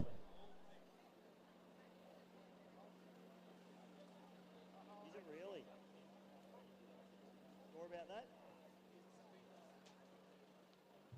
And I've just heard it's actually Stephen Scott in the Aquaholic.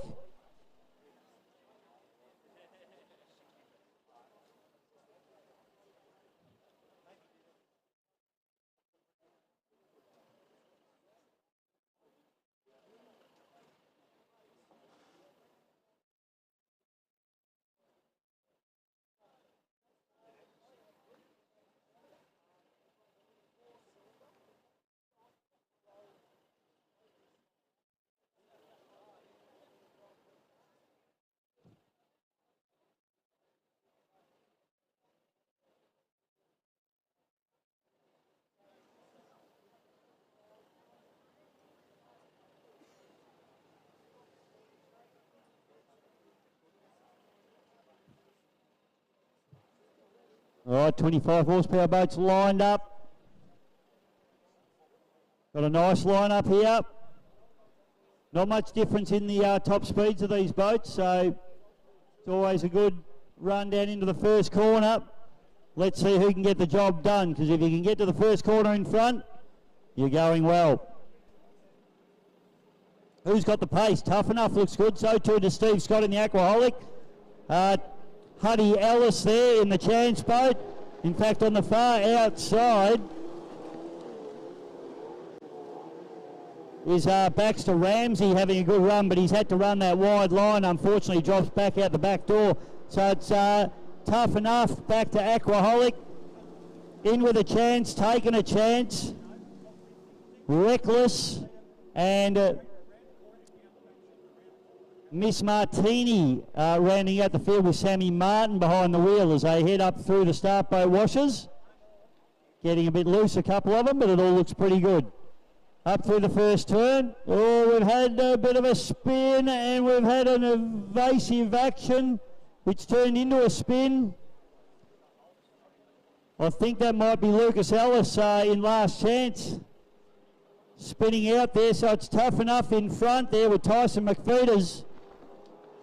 Then it's Hudson Ellis in taking a chance, but on the inside, Steve Scott with Aquaholic. On the outside, Baxter Ramsey and Sammy Martin in the Miss Martini.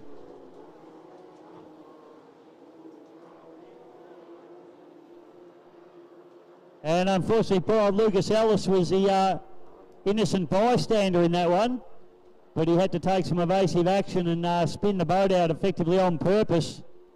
Don't know whether they've come together or not, but he's heading into the pit, so I hope there's not any damage to that boat. There might be. Big man in a little boat, big Lucas Ellis.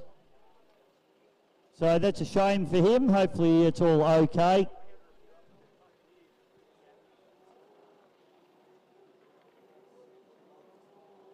So Tyson McFeeters now, still out in front, doing it beautifully and a Tough Enough. Then it's Hudson Ellis, Stephen Scott and Baxter Ramsey having a ding-dong battle there as they tip down into the port turn at the bottom end of this beautiful Melton course. And Sammy Martin doing a good job, a little less loose than she was yesterday, which is nice. Gets hooked up on a wash there on the exit of that corner, but she gathers it back together nicely. So final lap now on Tyson McFeeters. He's going to be hard to beat from here. So hope he doesn't hook it in on the last corner. He just needs to get around there nice and clean, which he does. And it's just the run home now. Hang on to it, son, and you're going to pick up the chocolates here. So Tyson McFooders comes through and takes a very solid win in the Tough Enough out of South Australia. Then it's back to Hudson Ellis into second spot. Third spot will be Baxter Ramsey, then Stephen Scott into fourth. And rounding out the field in fifth place will be Miss Martini herself, Sammy Martin.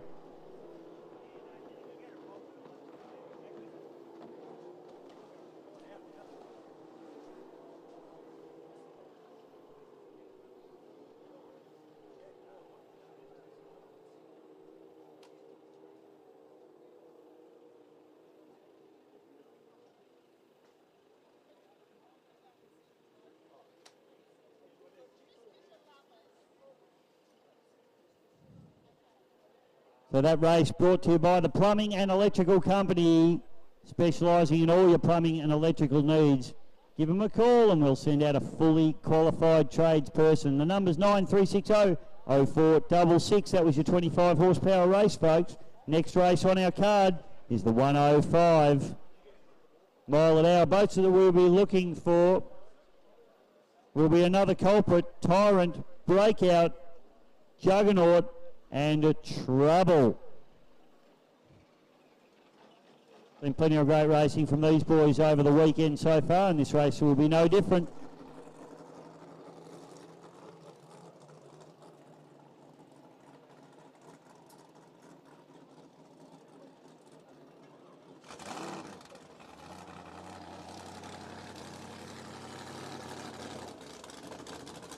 Lots of wonderful sponsors coming together to make this weekend happen. Matrix Homes, Wayne Mitchell Surveying, Cody Wheel and Electrical, Brown's Plumbing Proprietary Limited, BMD Heating and Cooling, Durham Transport, along with Flexi Strut Australia, Affordable Bin Hire, SGA Engineering, Mastercraft Boats Australia, Packaging Needs, Western Industrial Plumbing, and the Marine Shop.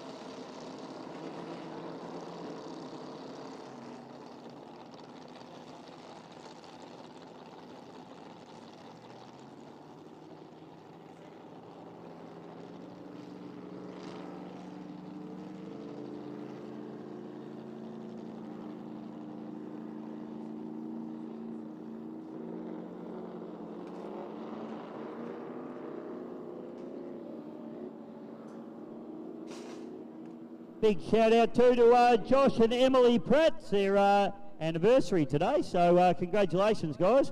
Here you get less for murder.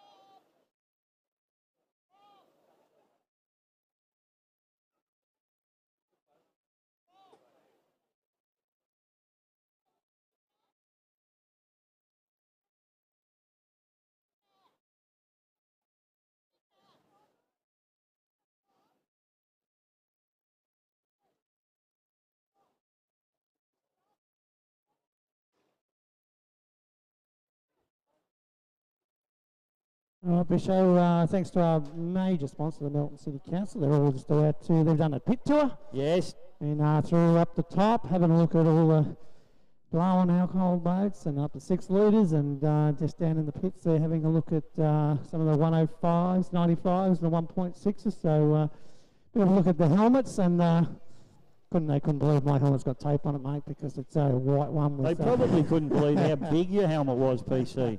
Oh no, sorry, that's your team manager. He's got a huge helmet to fit his enormous head in.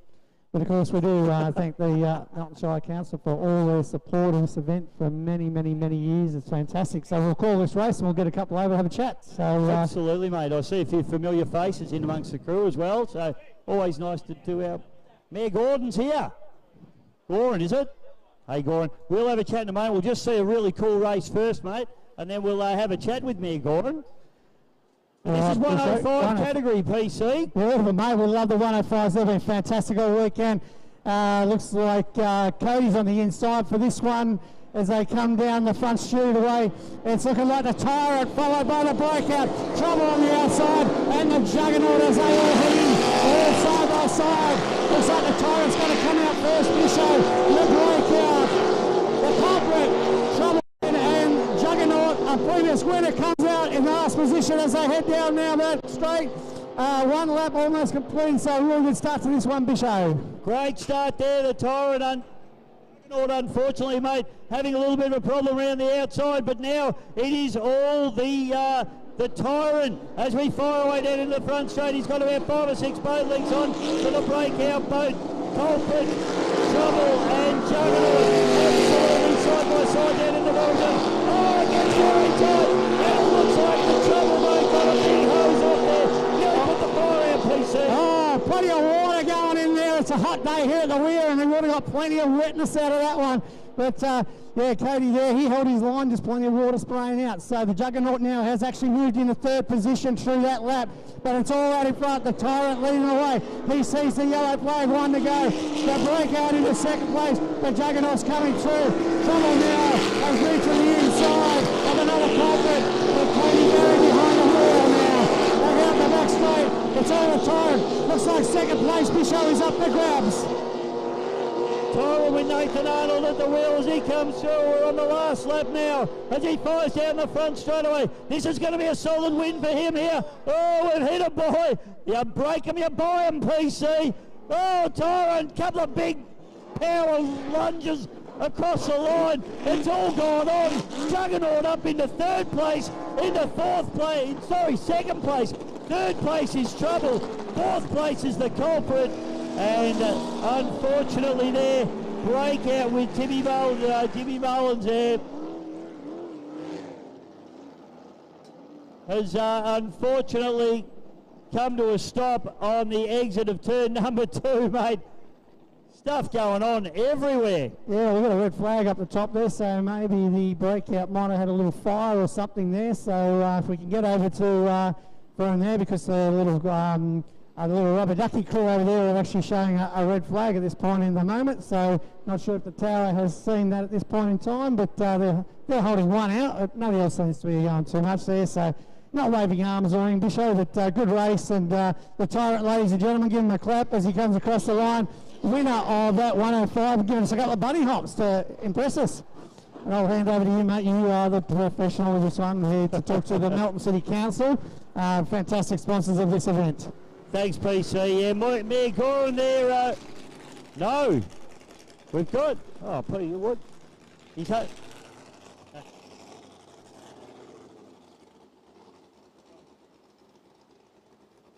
Now, how do I pronounce your name, sir? Please, you give it to me properly here. Goran. Thank you. Mate, welcome to the Melton Gold Cup. You turned on, mate? You are. You're good. You've just come down, seen the first race, 105 mile an hour category. What do you think? Feel the wind in my hair. Yeah, me too. Yes, we've both got no hair, folks, just for those of you that aren't on the TV. Thank you so much for your support. The Melton City Council have actually supported this event for I don't know how long. As long as I've been coming here, it's got to be 25 odd years. It's probably a lot longer. What does this bring to the town and to the municipality, this particular event? It brings lots of people, lots of businesses, and lots of spectators. Love this.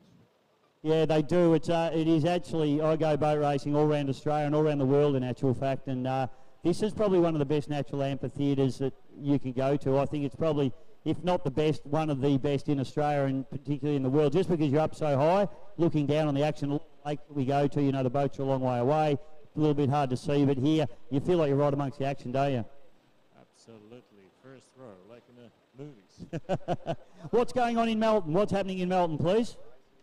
Well, Melton is growing, and we're looking for support from federal and state government in the coming elections. Well, mate, I hope you get it, and I hope we can just keep building some more infrastructure out here at the Melbourne Runabout and Speedboat Club. Such a historic site and venue. We absolutely love coming here. There's races from all over Australia here, and everybody loves coming here. So we certainly hope that you enjoy the day, and we hope all the councillors that are here enjoy their day as well. And thank you so much for your support. Thank you, and it's a really wonderful experience.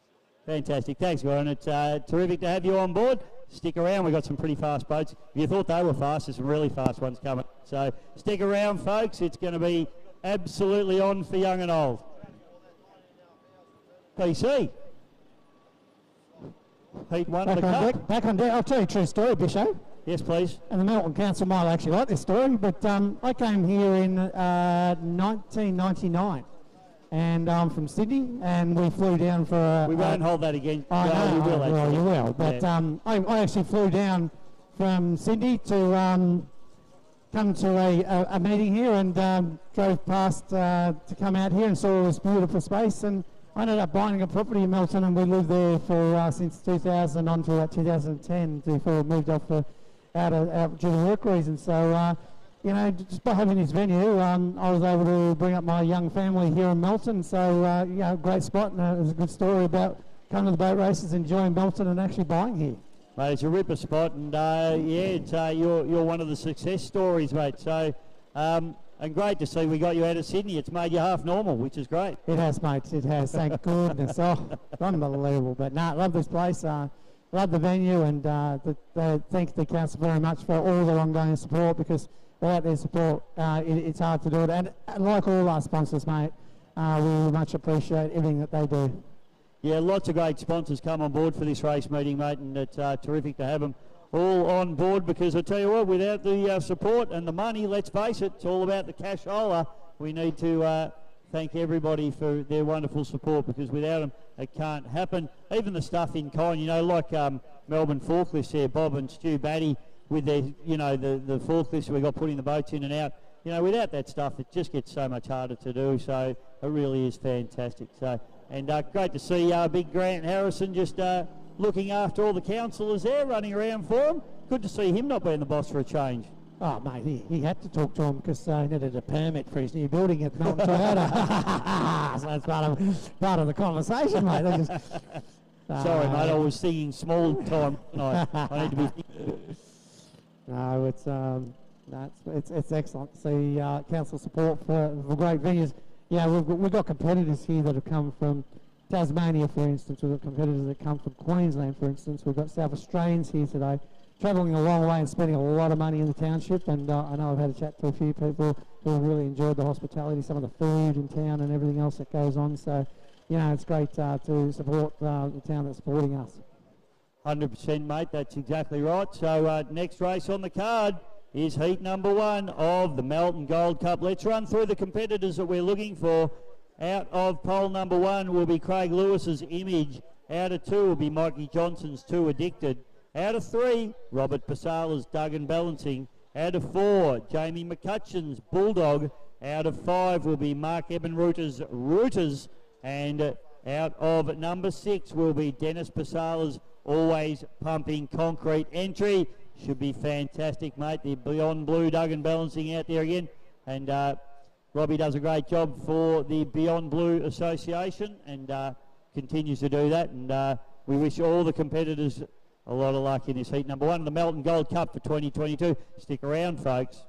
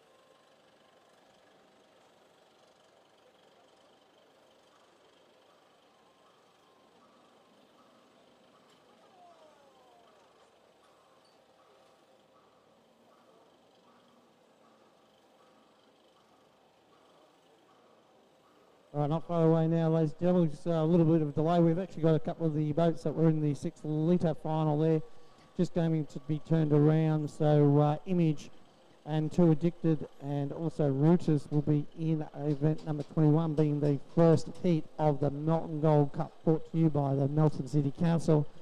They'll be joined by Duggan Balance and Robert Pasala, and of course he's a previous multiple Melton Gold Cup winner.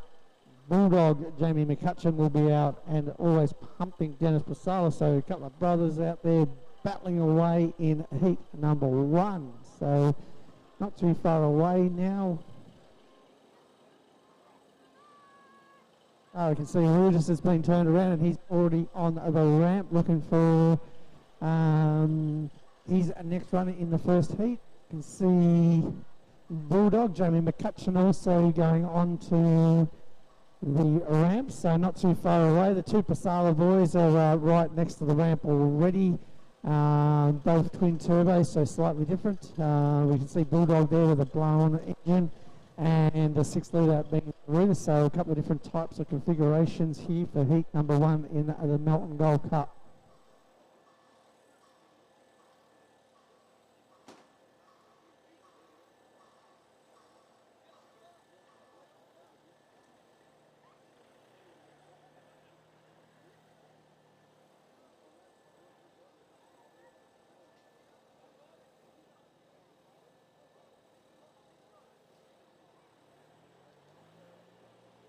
Just to wrap out to our sponsors for the weekend: Martex Homes Proprietary Limited, Wayne Mitchell Surveying, Cody Wheeling Electrical, Brown's Plumbing Proprietary Limited, MDM Heating and Cooling, Durham Transport, FlexiStrut Australia, Affordable Bin Hire, SGA Engineering, Mastercraft Melbourne, Packaging Needs Proprietary Limited, just to name a few. So thank you very much to all of our sponsors for this weekend.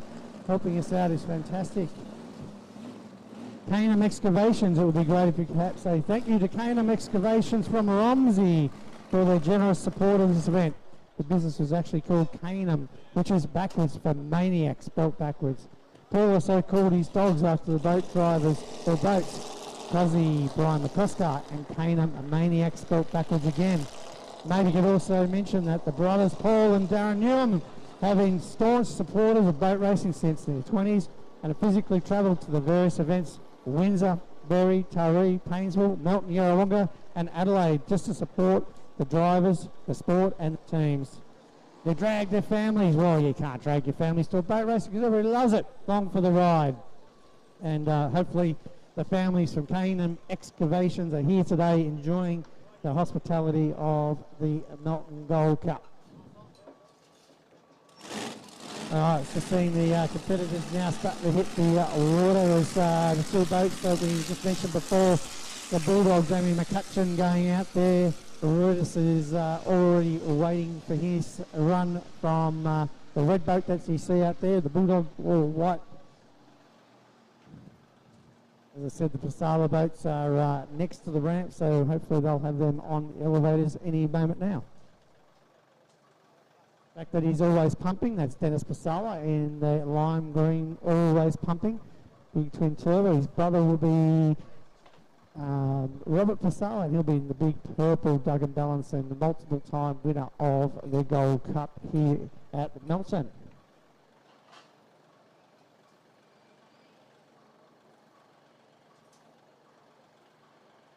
Now, Bisho, the Melton Gold Cup so popular, mate. Trivia question for you. Has the Melton Gold Cup always been held at Melton?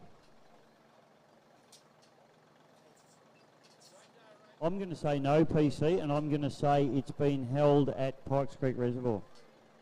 No, it's... Damn it. Your answer is correct. Had a wild stab in the dark Yeah, there. Water Sports Centre here in Melbourne. Ah, But it was, Carla wins the chocolates. So well sponsored by Melton City Council that they picked the venue up and moved it, and it was only on the back of lack of water here. Yeah. Many years ago. So I do remember racing at the Water Sports Centre. And some very close racing there, and that's how good the support is from the Melton City Council. They allowed it to be picked up. So yeah, a bit of a trivia there for ones at home, that the Melton Gold Cup has not always been run on one here. Yeah, there you go. I did not know that, mate. So, and I would have thought it'd be out of Pikes, but I guess if there's no water here, there's probably no water at Pikes either. There wasn't much there either.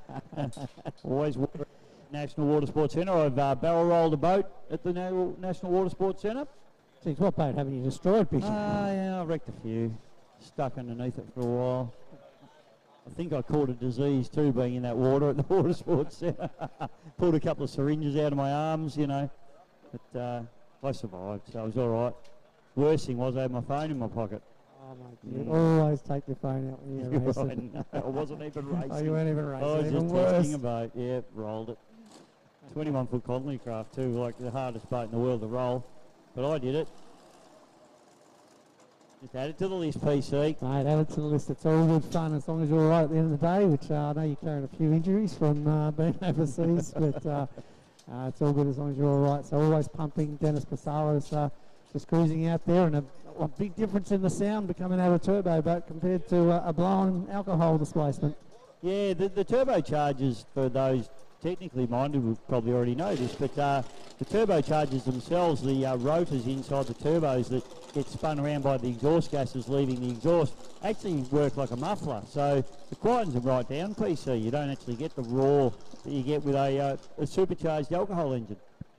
Then we see Mikey Johnson out for another run. Geez, he does some laps in that boat, doesn't he? Too addicted. It's probably he's got 8th or 9th race for the weekend so far. So Mikey Johnson out here, he'll be looking to put in some good lap times as well. So I think we're just waiting for one more, being Duggan Ballinson. So hopefully he will be a starter in the big purple Duggan Ballinson.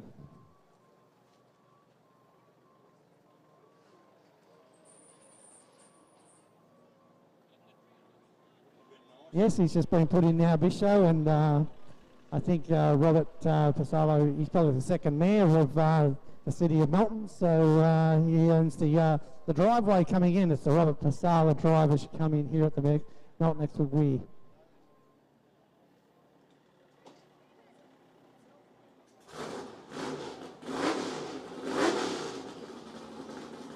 Always happy to help out the crews, mate.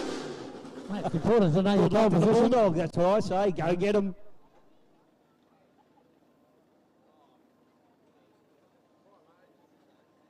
This is going to be a good one, mate. Image Lewis out of 1. He's going to hug those pins. He'll be hard to get around. Mikey Johnson will be the same. Then you got Robbie Pasala right in the middle of the mix there. And if I know Robbie, he'll run everybody a little bit wide prior to the start, take them out into the bay there to try and get that straight run down, which won't really do anyone any harm. It'll actually help Cutchin, Mark Ebenruder and Dennis. Dennis will run right along the bank, I'm sure, in the always pumping. So this is going to be a really interesting race. Heat number 1 of the Melton Gold Cup for 2022. Ladies and gentlemen, get your backsides down to the trackside, because we are about to go racing and things are about to get wild here at Exford Weir in Melton.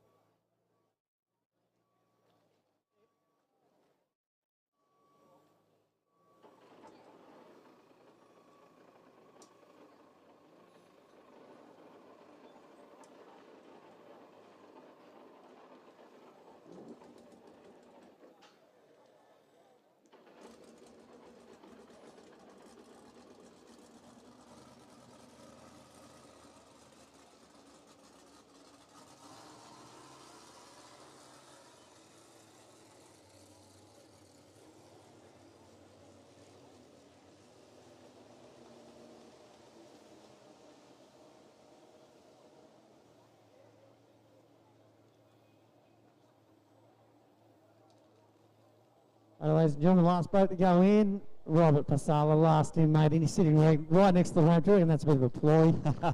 Yeah, well, you know, like I always say, PC, when you drive in, you drive up Robert Pasala Drive. This is his world, and he's going to try and take this one down. So, as always, the Beyond Blue Duggan Balancing. Been pretty quick. It was interesting. Outlaw just had his measure, and actually so did Destiny with Blake Ramsey in the earlier heats of some earlier stuff. Weather Rob was just dialing it down a little bit because it didn't mean that much to him. The Gold Cup's the one he really wants to win, so I'm sure that his engine tuner will have put a little bit of extra boost and a little bit of extra tune into that boat for this one, because this is the one that all these guys have come here to win. It's one of the most prestigious races in Australia for unlimited boats, unlimited displacement boats. The Melton Gold Cup. We've seen so many great races here.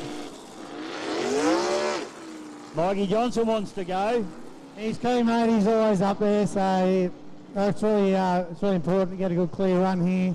Even going up there, it does narrow out a little bit up the top there, so the guys get pretty close to each other. They give each other a little bit of an eyeball.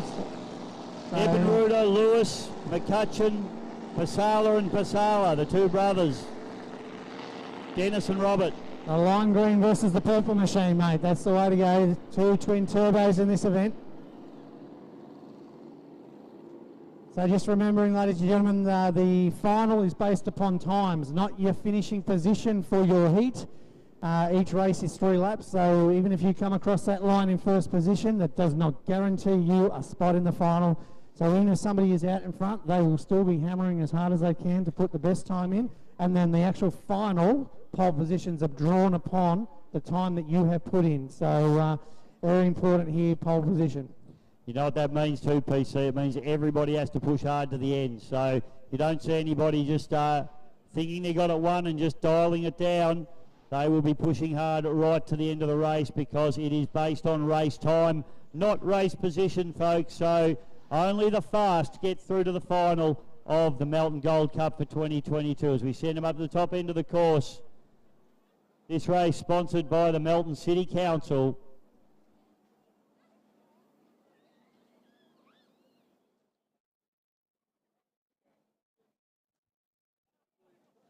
Well, PC, I'm looking for a tip from you, please, son. Mate, I reckon Robbie out of 3 would be really hard to beat with his super acceleration. So yeah, I'll put Robert to maybe get the jockeys here, but you know, Bulldog just outside of him. We saw Clyde Lewis in image just nipping at the heels in the last race, taking every last centimetre off the turn, boys, making up time through the corner, the little 6-litre. Mikey Johnson, mate, it's just too hard to pick, to be honest. I don't like picking winners until the final because anything can happen. But yeah, I think the big purple machine, I think we'll get off the line here pretty good. And I think pole 3 will really suit. Yeah, I think you're probably pretty right there. But as you said, I agree with you. Jamie McCutcheon in Bulldog, that boat is blisteringly fast. So it's going to be very, very interesting, this one. And pretty exciting. Get close to the track, folks, because you've got the best venue in Australia to watch some of the greatest displacement boat races on the planet racing here at the Melton Gold Cup for 2022. Welcome to everybody on the live stream around the world as well. We hope you're enjoying the live stream. Brought to you by Boris the Boxer Productions, GP Hydro Live Streaming, Bisho Media. It's also coming through the MRSBC Facebook page and on YouTube, so there's no excuse not to be watching, PC.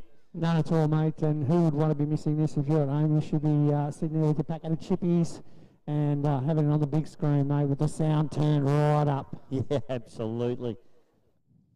Is that for our commentary? No, mate, you turn it down when we're talking. It's just a nice sound of the race engines coming past at any moment now. So white flag is up. These conditions are unbelievably good for powerboat racing, so there's no excuses out there today, Bisho.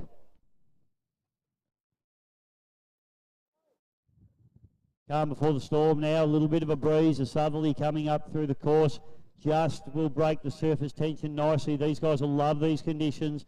We see them poke their noses around the point now. You'll see Dennis Pasala, he will run right into the bay here over to your left of screen and try and get that straight line down into turn number 1, which is where all hell will break loose. Let's hope everybody gets around nice and clean and holds their pole. There goes Pasala as expected. Squares the boat up. White flags up. Go, go, go, goes the call. We're racing, we're away in heat number of the Melton Gold Cup for 2022. Robert Pasala and Dennis Pasala both hit the pin in P1 and P2. Lewis comes through in pole 1. Andy turns to the pole 3. Oh, just a little bit loose. And Lucas goes to Pasala. Robert Pasala back to Clyde Lewis. Bulldog with Jamie McCutcheon into third place, and then it's Johnson into fourth place. It's up the Beyond Blue, Duggan balancing down the front straight away now, and he's got a good lead going here, PC. Oh, very good lead. Oh, Rufus way on the water back there in fifth position. Image is doing a fantastic job. Craig Allsep Hunt in second position. Mikey Johnson trying to sneak up the inside of the Bulldogs as they almost touch as they hit down the back straightaway. Rufus and always popping, but out the front, it is a Duggan balancing. Ladies and gentlemen, Robbie Pasala in the Duggan balancing heads down here as he shuts it down nicely. Image is in second position. Mikey Johnson third, Tuesday for the Bulldogs shot out on the outside. Rudy comes through, always coming. But up the back straight, he showed his all. Robert Pasala. Robbie Pasala now. The Beyond Blue Duggan balancing as he fires up into turn number 2 for the final time now. The Beyond Blue Duggan balancing. The big purple twin turbo rocket ship as he fires away down the front, but still picked up third place. Jamie McCutcheon in the Bulldog into fourth. Mark Ebenruder in the Rooters into fifth place, and Dennis Pasala in the Always Pumping Concrete with a little bit of a problem coming through in last place. Well, Pasala got the job done nicely. That should be enough to put final, I think, PC, but still more heats to come. Yeah, really good run. Great race by Robert there. Nice clean. Very good turn by all of them there. Yeah, we predicted the Image nipping at the heels on the inside. He wasn't too far at the base at all, so a good run there. Mikey Johnson also putting in good time. Looks like Dennis Pasali, just for everybody's knowledge, they actually worked all Friday night into Saturday morning, about 5 o'clock in the morning, rebuilding that particular engine.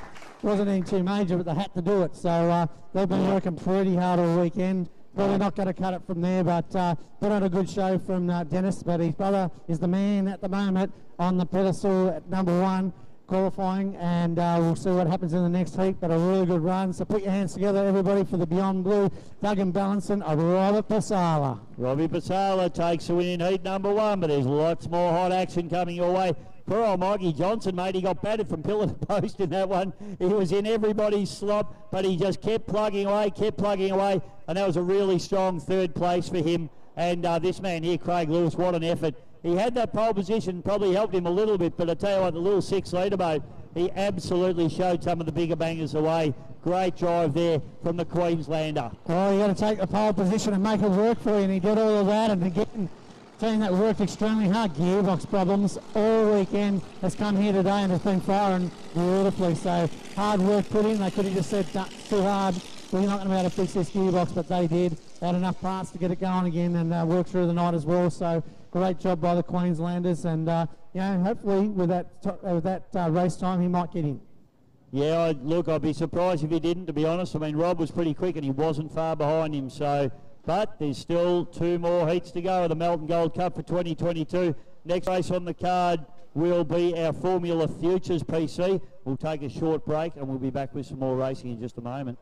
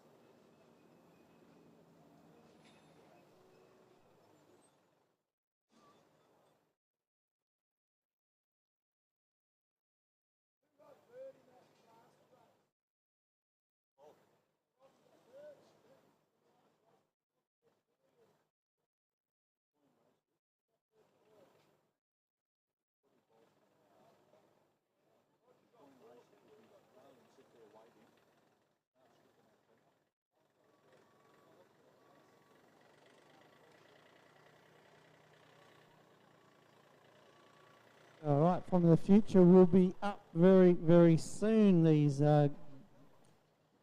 Juniors are Formula Future, the way of the future. It's a great little class. So we'll be seeing Aquasonic with Tyler Scott, The Intruder, Deegan Phillip, Fat Chance, Rocky Bride, Times Are Tough, Paul Norrish, Wing in It, Aidan Shan, and Ecstatic will be Damon Bagley will be there for this next one, which will be showing it.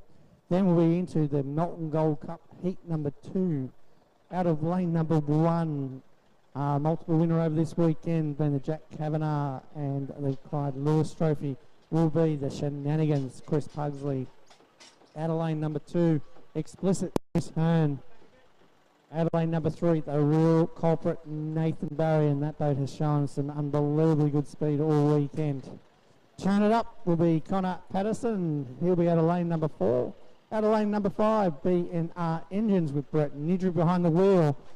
And out of lane number 6, ladies and gentlemen, all the way from Tasmania, the current holder of the Harrison Trophy early this morning will be Outlaw, driven by Chris Palmer. So what a field will be the Melton Gold Cup heat number 2. But first, we'll have the Formula Futures and then into the Melton Gold Cup number 2. Don't go anywhere.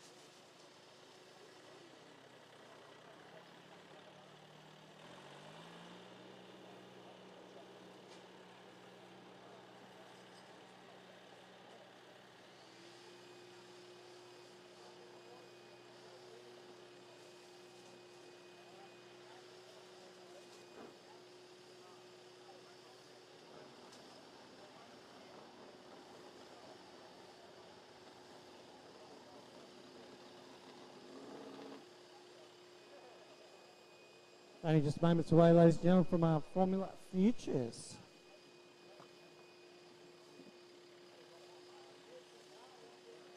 And another big thank you to all of our sponsors for the weekend, the Marine Shops, Barra Civil Engineers, Shepherd Fabrications, the Kavanagh Family, Music Maker Internationals, Q Industries, Focus Marine, Yarrawonga Marine, Melt Toyota, the Harrison Motoring Group, MSC Signs, Discount Forklifts, the Seidler Group, King Homes Proprietary Limited, Melbourne Forklifts, Performance Bodyworks, and DJ Therapy Dogs.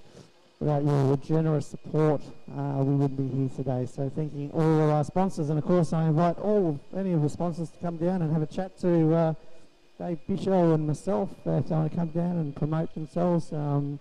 We thank them for all their efforts in contributing and supporting the meeting. So come on down and have a talk to us about your business and what you have on offer. So if you do feel free to come down, please come and see us down here and front of the start-finish line. But Formula Future will be up next. We're just waiting, I think, for the course to be cleared. Looks like they're just about all in line now. So, yes, it looks like it is. It looks like Wing in It with Aidan Shan is just about to be placed back into the dock.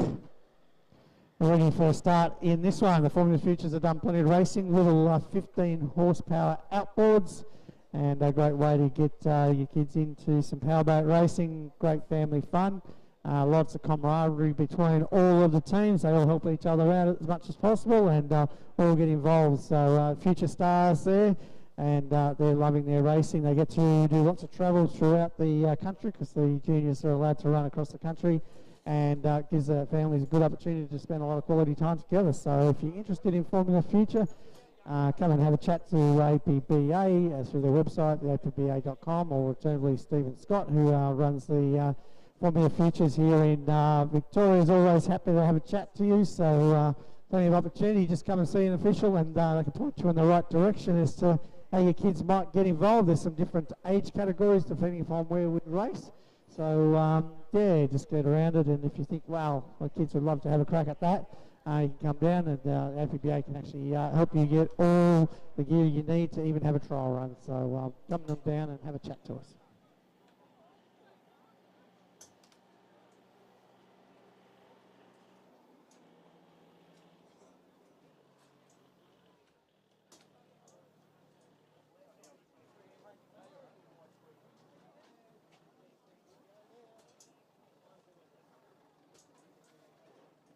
Juniors, of course, are doing a fantastic job. They're going to be filling in between the heats of the Melton Gold Cup for us. So we'll be seeing them out and about quite a bit in the next sort of half an hour as we look to the Melton Gold Cup heat number 2. I just turned around and saw a BNR engines. A Brett Nidri was coming down, and I can just see Chris Pugsley in the shenanigans also coming down to take on the ramp. So getting very, very close, so won't be too far away from a start in heat number 2 after the Formula Futures.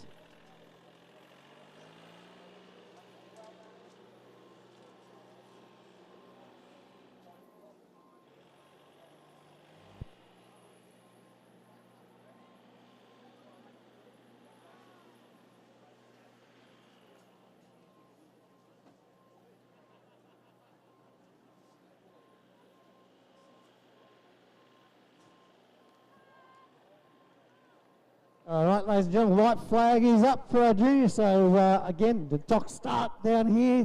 They've got a little white flag, which you may not be able to see. It's down in front of us here at the start-finish line, and that gets dropped at random.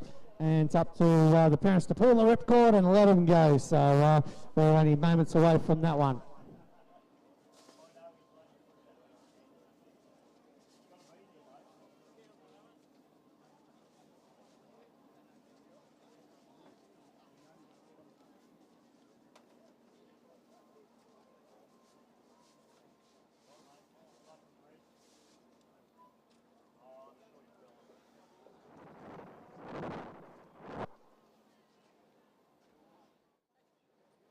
All right, they're off and running. It looks like first out of the blocks is a Jeddah, and the times are tough. Paul Jeddah Norris, of course, Looks like Winged is out next. Aiden Shan's got a really good start there, so off to a good start. Looks like the Fat Chance has also got a good start, along with Aquasonic as they head down into the first turn. And it looks like, I think it's the Ecstatic might have just missed the start. It's trying to pick up on the boat there, but as they head down the back straight now, it's a pretty good run between the three boats that are heading up the back straight away here in the Formula Futures.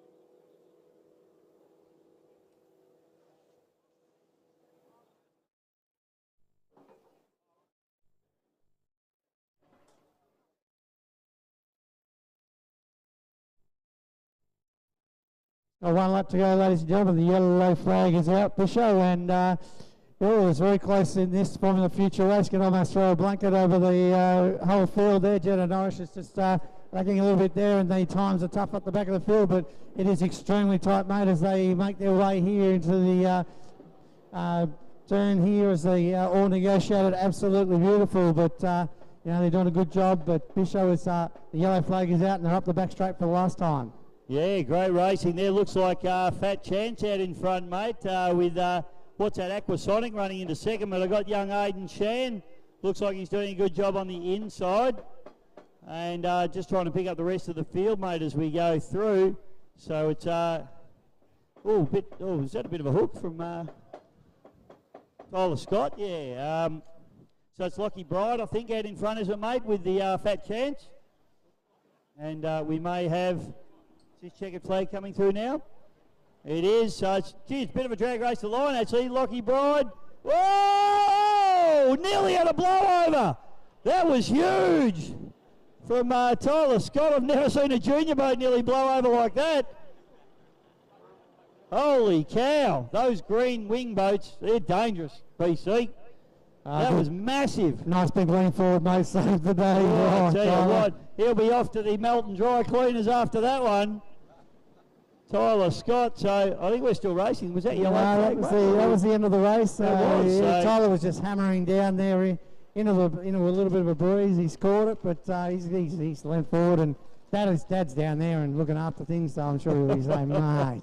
He'll be sitting about 2 inches higher in the seat, I reckon, after that one.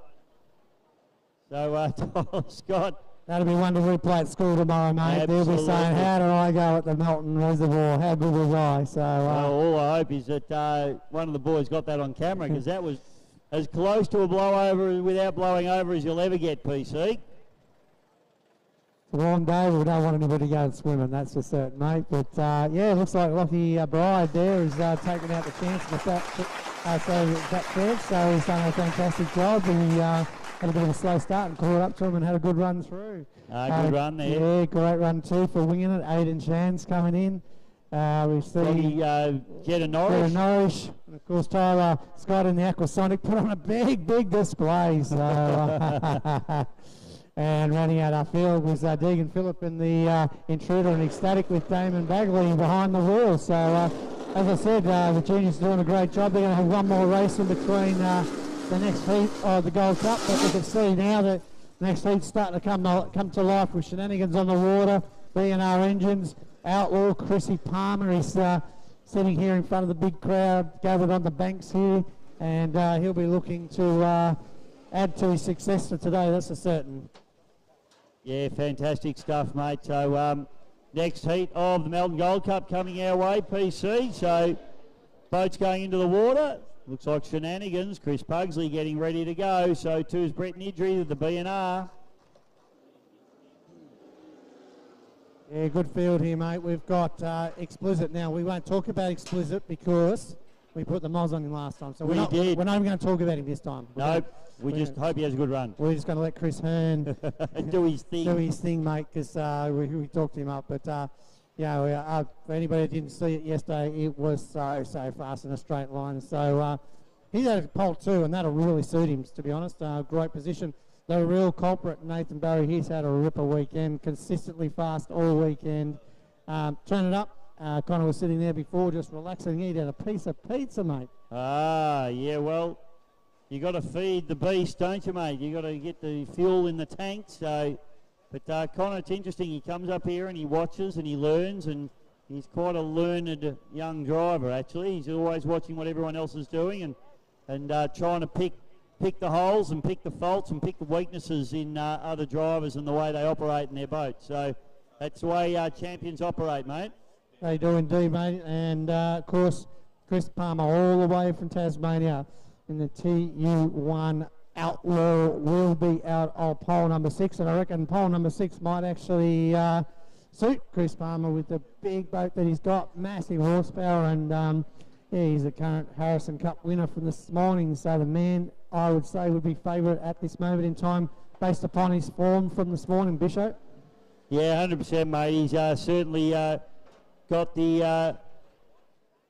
that thing dialed in and running very reliably too. Don't want to give him the commentator's curse either, PC. So let's hope that boat just keeps going and keeps pushing hard, and be pretty exciting to see big Chrissy Palmer get out there in this one and see what he can do. Yeah, so ladies and gentlemen, that's the Explicit now.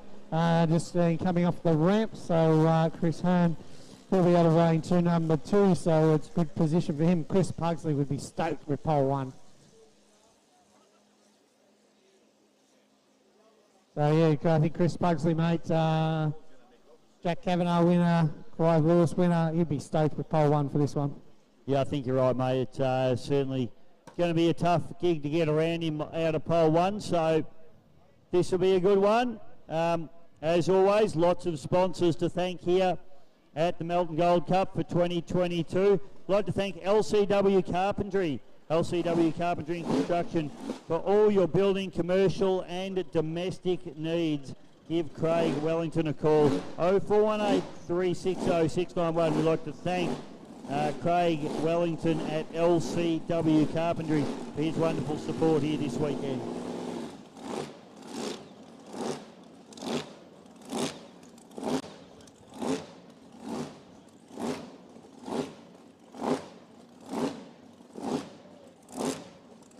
Well, we're just waiting for this heat to come on. We might actually just take a moment to speak to Darren Robinson from Wild Child. He's unfortunately out of today's event, a bit of bad luck, but we won't talk about that. But you know, you race against these guys all the time. What's your view of the quality of the drivers out there and this particular heat? Well, I know Palmer's in this heat, so I think you'll probably a 70-80% chance of taking it out before he even starts.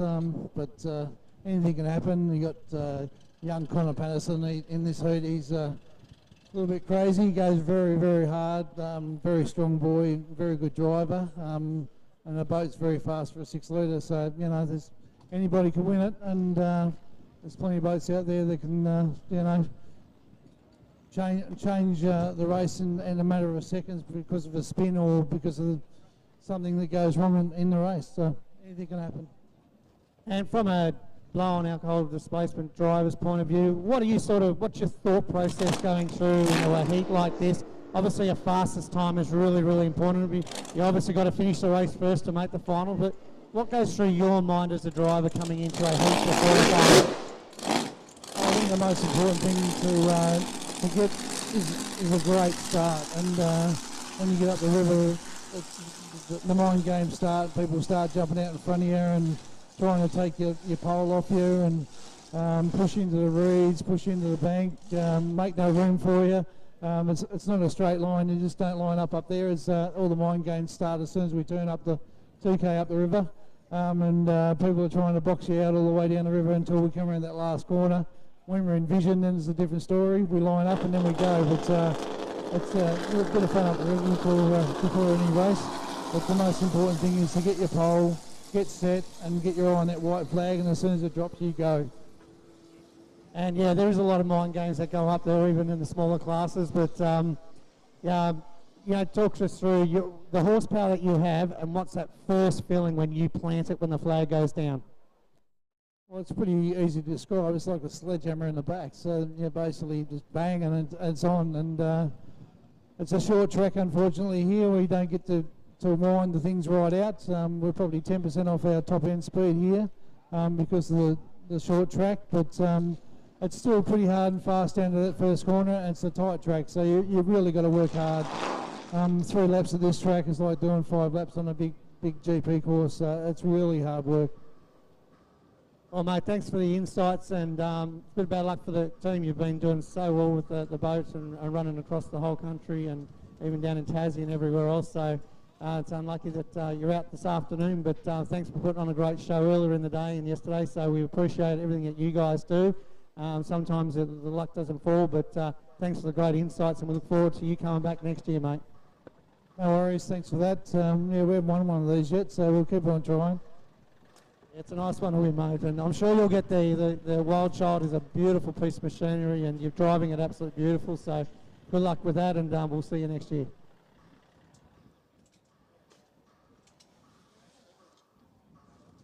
All right, thanks to Darren Robinson for his time here. He's just sitting back relaxing, and he obviously preferred to be out there rather than talking to himself, but that's the attrition of powerboat racing. Sometimes things start just play up and you can't quite make it out. So we hear the hooter now as we see Chris Palmer in the Outlaw now, firing up the big TU1 from Tasmania. Of course, he won the Harrison Cup earlier today. So here we are at pole number 6. So right flag will be up any moment now.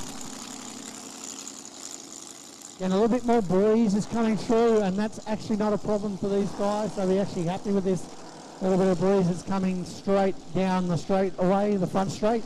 And we see Explicit now heading out. That's it, all red boat, the 77 down the side. The orange boat, BNR Racing, Brett Nidri.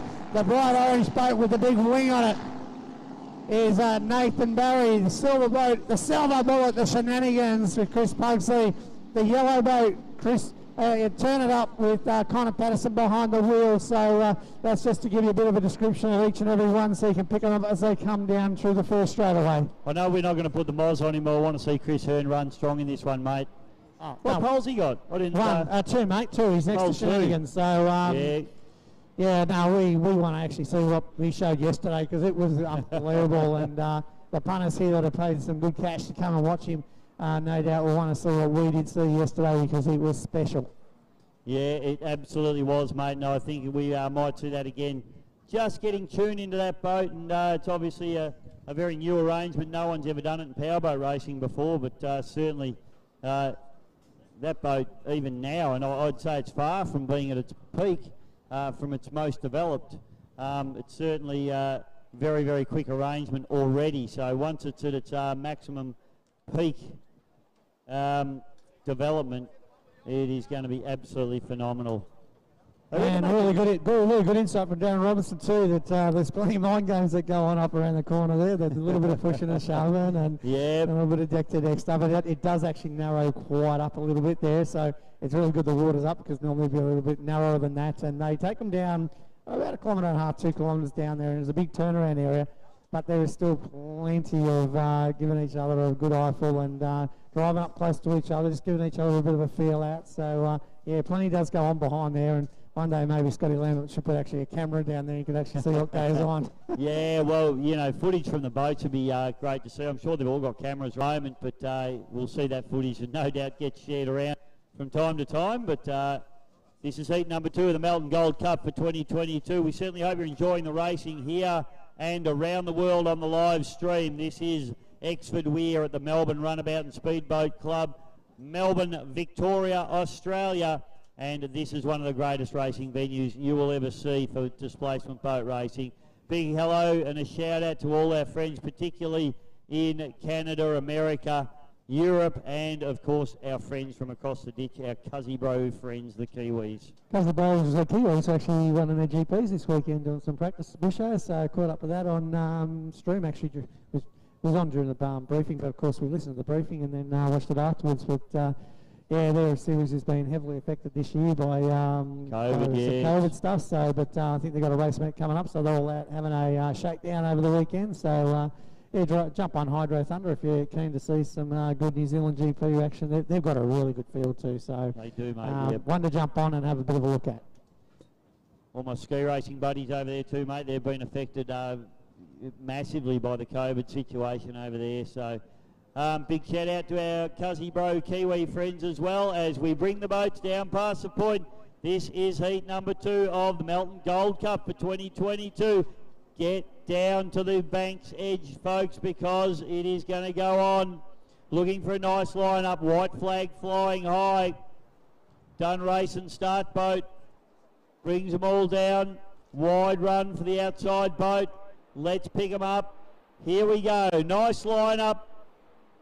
Flag drops and we're racing. We're away in heat number 2 of the Gold Cup. And it's Chris Palmer who absolutely smokes everybody down into turn number 1.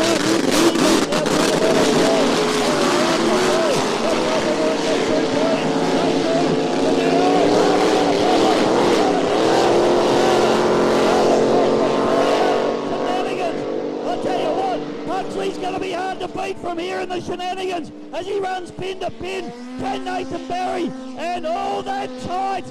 Nathan Barry runs across the back of the turn up. It puts the fire out. Barry's out of the race as well, BC. Oh, it's all Honey Bishop. They got now we'll stop. They got the fire out now, and Nathan Barry's going. There's all the shenanigans. It is the 6 leaders dominating this one.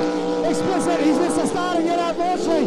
So that's all the shenanigans. Chris Buckley's out there at the moment. Turning up, he's trying to chase it down. Bet Energy in the BNR. He's running into third. The 6 leaders dominant. Explicit comes out, but it is here now. Pugsley's trying to build it in the best time possible that he can. He'll see the yellow flag. 1, 2, go. Chris Buckley hard on the pins now. He won't be beaten in this one now unless something disastrous happens. Connor Patterson and then Brett Injury. It's turned into a 6-metre race. Unbelievable stuff. The Explicit boat. They had a problem at the start. Now he's up and going, but it's too little too late as we come through now. 1 to go. We've got the yellow flag out. Here comes Chris Pugsley in the shenanigans as he comes through, completes another lap as he gets it done down through the bottom turn. Connor Patterson into 2nd place. And it'll be Brett Nidry into 3rd place.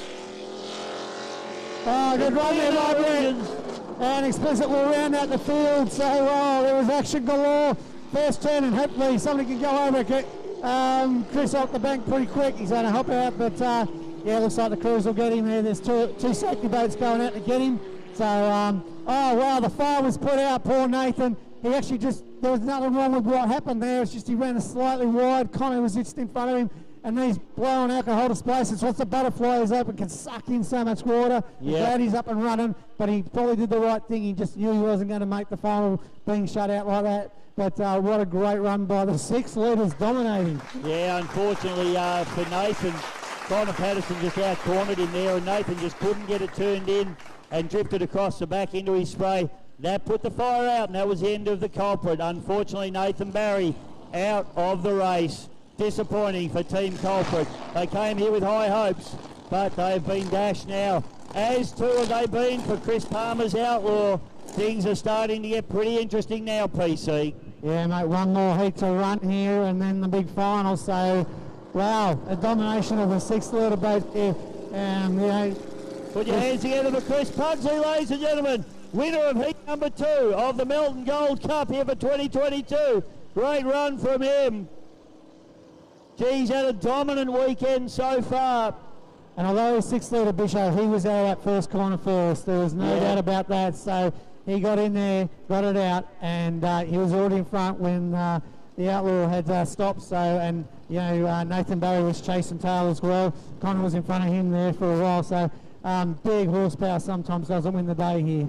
mate, it's got enough, hasn't it? You know, its corner speed is as good, if not better, than everybody else, and its top end is enough to hold them off in a straight line. Even though it's not as quick as the blown boats in a straight line, it's still got plenty, and they're not that much quicker than him, and he just makes it up in those corners. But Chris Pugsley, he'll know he was a little bit lucky with the two blown boats stopping, but he'll also know that he's got the pace to go, and if he can put that thing out of P1 or P2 in the final, well, he's going to be hard to get around, I'll give you the tip. Oh, mate, the crowd will love that. Not a person was sitting down up there, so yeah, great racing indeed. And I think we're going to see another Formula Future race. I think before the next heat, mate, we'll just check it out for everybody. Yep, we'll have a Formula Future come back out. Guys are ready to almost go straight back out once they can clear the course, but you got a heat number 3 of the Gold Cup still to come, and then it will be the 6th fastest from all of the time. So, oh no, sorry, that was heat number 3. So I'm running out of, I'm losing my ambition. I got that excited, to be honest. So, yeah, I haven't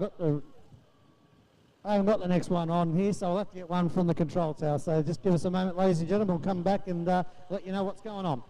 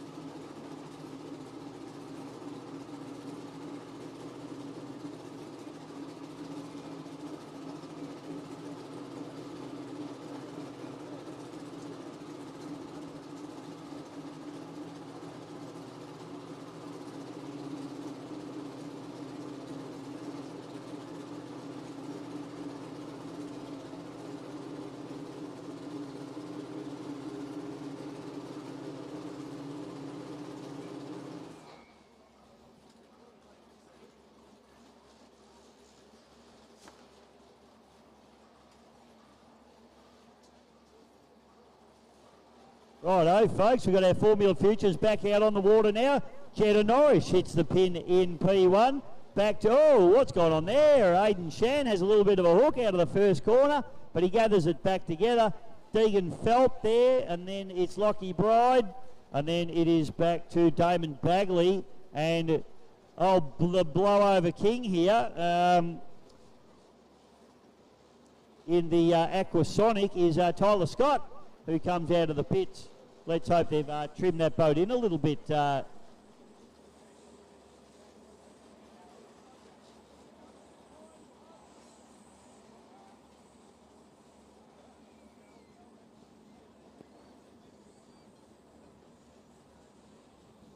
So front straight away at the moment, Jetta Norris, and the times are tough.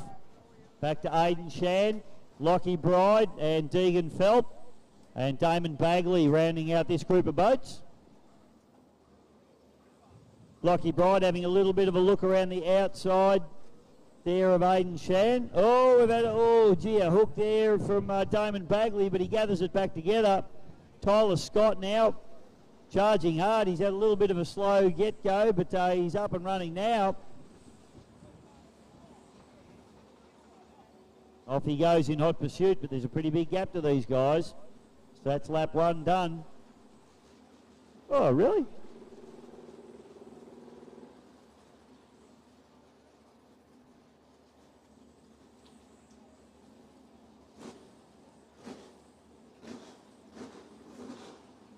Run straight away. Jetta Norris doing a beautiful job in the times of tough boat at the moment into this headwind, really enjoying it. Lockie Bride has got himself up into second spot in the Fat Chance. Aidan Shan looks like Damon Bagley had a little bit of a look there. He's actually going to try and sneak up the inside here of Shan, but he might lose a bit of traction. Although, no, he's done a good job. He's actually got up the inside there of Aidan Shan. So good effort there for him.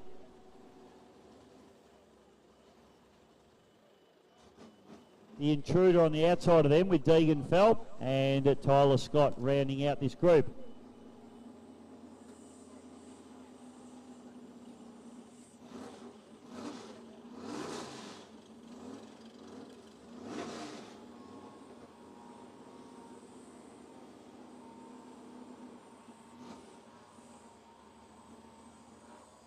Jetta Norris.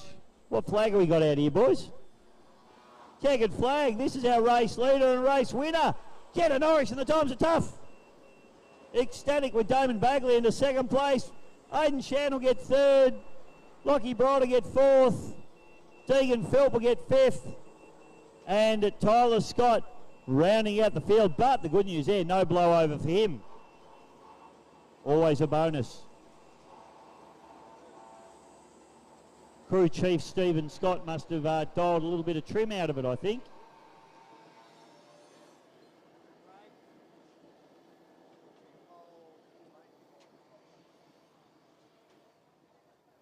So we'll get our kids back in and our 25s who are getting saddled up to go out. Boats we're looking for. Aquaholic, Taking a Chance, Reckless, Last Chance, Tough Enough, and Miss Martini.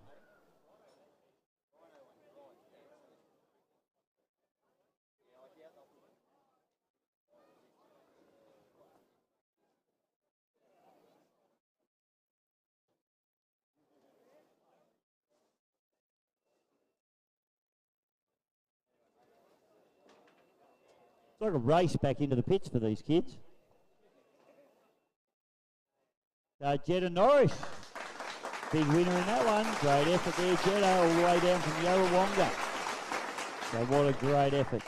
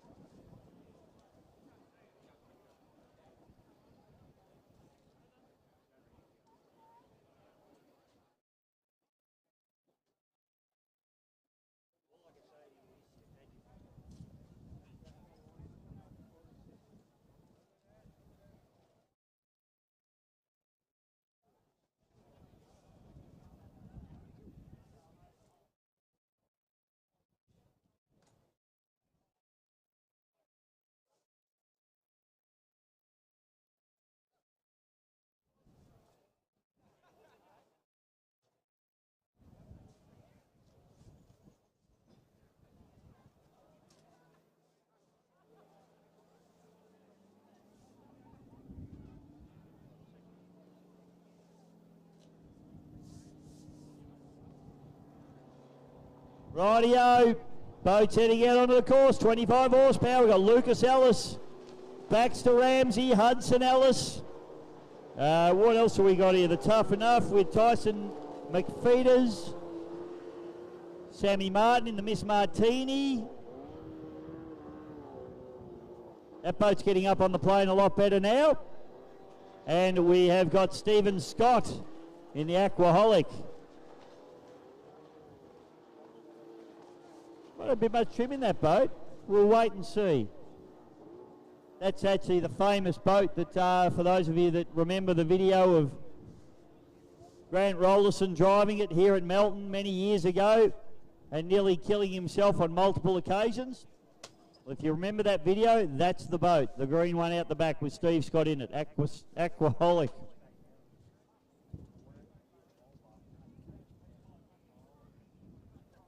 Claire Shepherdley owns that boat. Rarely do I see her driving it though. It's either her brother or on this occasion Stephen Scott.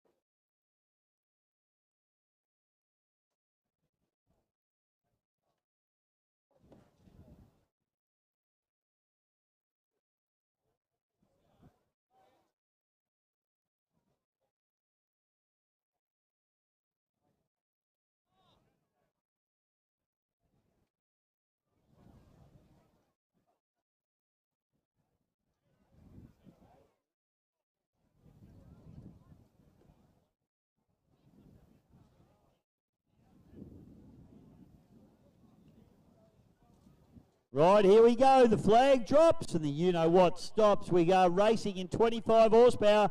Not much. I tell you what, running into a bit of a headwind, these guys. I want to be a little bit careful. I noticed Stephen Scott had a fair bit of trim into that Aquaholic boat. He's sitting right up, but at the moment it's Baxter Ramsey back to Hudson Ellis as they go down into turn number one for the first time.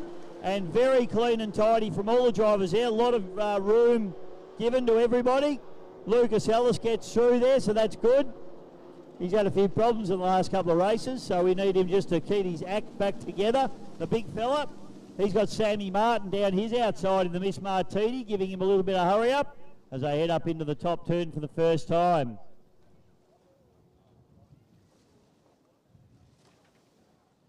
Up through the top turn, oh, tell you what. We've had the old double switchback going out the back door there. But it's Huddy Ellis, I think, has poked his nose into the lead here. And he's been super quick all weekend, Hudson. The prime mantis, as I like to call him. Then it's Baxter Ramsey, another one of the kids that's come. Both these guys have come through the junior ranks. Then it's the Tough Enough coming through there with Tyson McFeeters into third place. Aquaholic into fourth. Miss Martini and taking a chance, in with a chance is the, or last chance I should say. I don't know, it's a chance thing. It's Lucas Ellis anyway. A big man in a little boat. Has a little bit of a hook down in the bottom turn actually, loses a bit of momentum, poor old Lucas, so he needs to get going. He's struggled a little bit in this boat this weekend.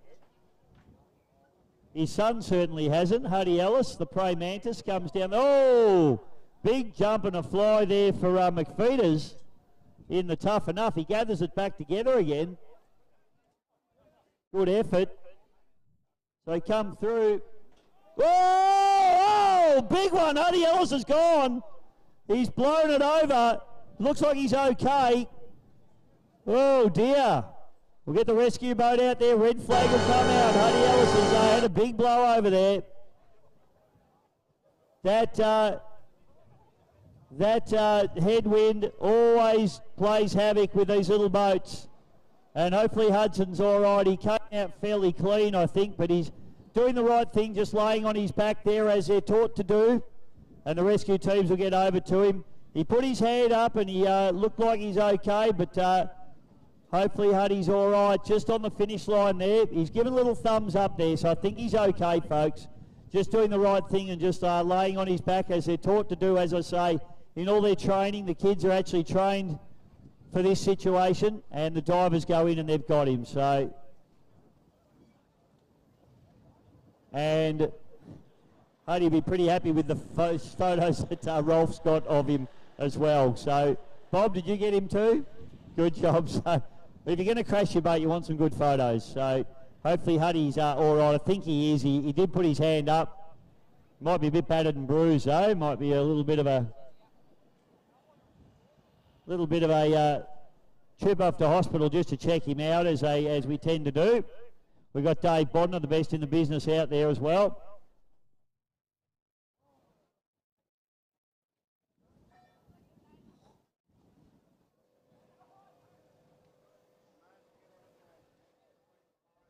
So diver just in the water now with Huddy now. So we will just take a few moments, folks, and get this all tidied up. Make sure Hudson's okay, number one priority. They do wear all the safety gear. They have neck restraints. They have ballistic panelling in their jackets, obviously their helmets and full-length gear. Really, really good little boat, that one. Hopefully there's not too much damage to the boat. But that was a big blowover.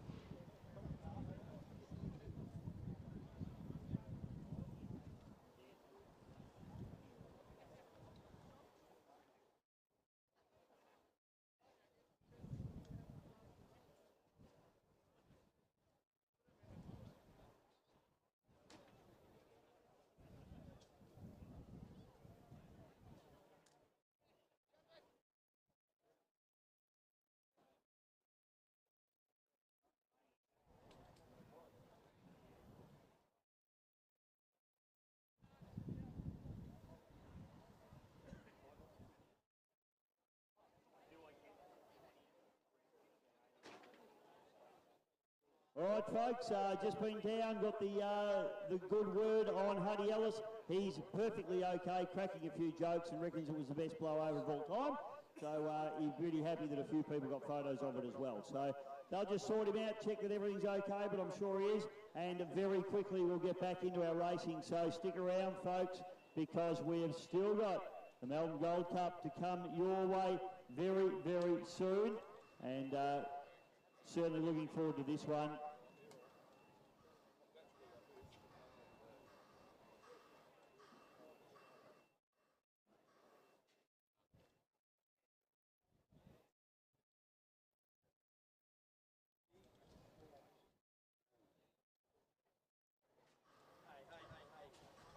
I have been given the polls for the Melton Gold Cup. Don't know whether I should deal them out now or wait until we get a couple of races closer. So effectively 3 races left on the card, ladies and gentlemen, so please stick around. 1.6 litre Ozlights are next, then we've got a 95 race, and then it is the final of the Melton Gold Cup to wrap up the day's proceedings. And can't wait for that one. It's going to be absolutely fantastic.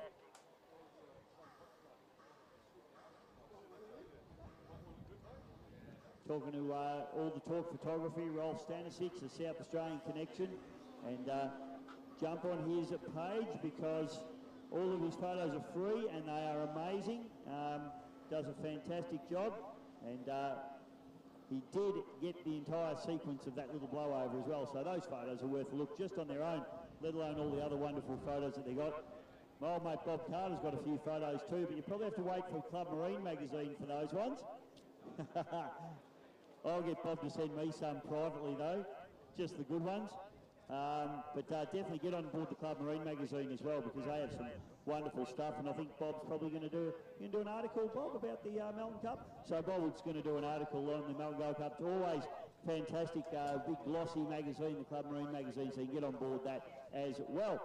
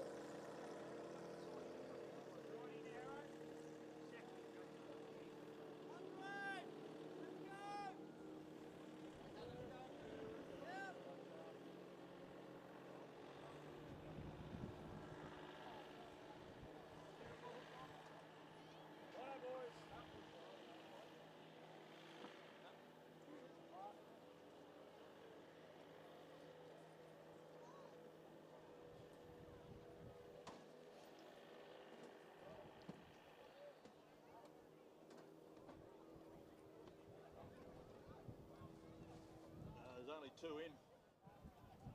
I won't be doing it yet. Relax.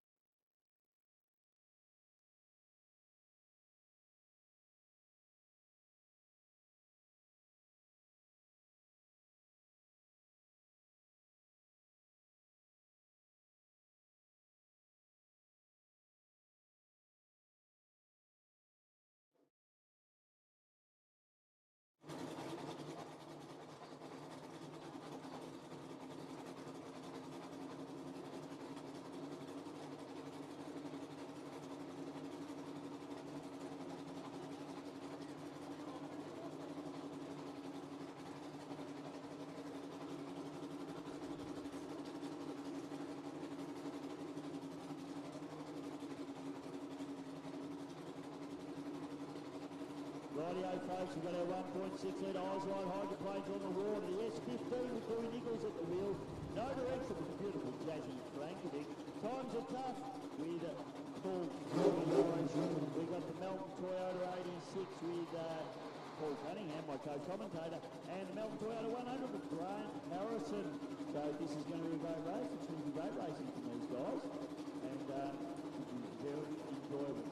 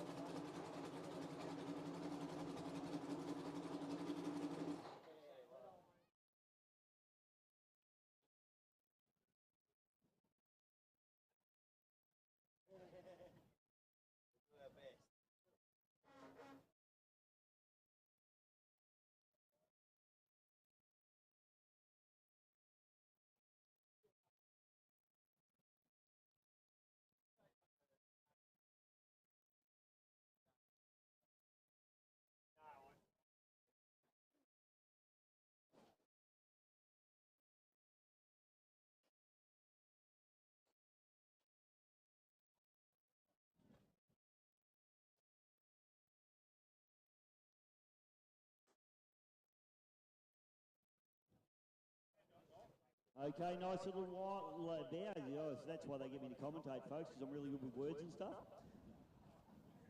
Here we go, nice line up of the hydroplanes as we head down into this nice little headwind. These guys will love this. We'll get the boat sitting up, choke the air up underneath the air traps in the hulls. Hopefully we don't see a blowover like Hardy Ellis. I don't think we will. As we fire down the front straight away, the throttles go to the floor, and it looks like the 100 getting a very hard and fast run down into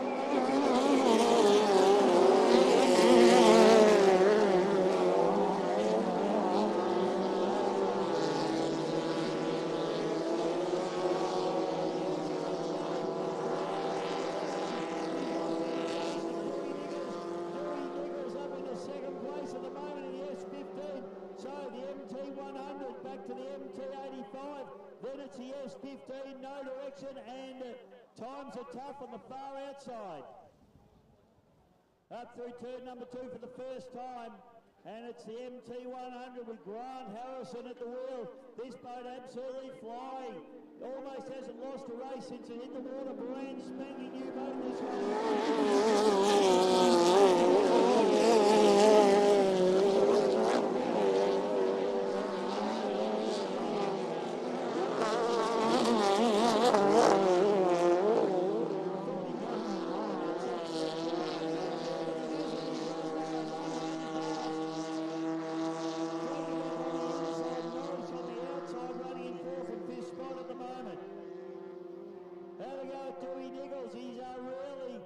taking it up to these modern fast boats at the moment on the inside run, the S15.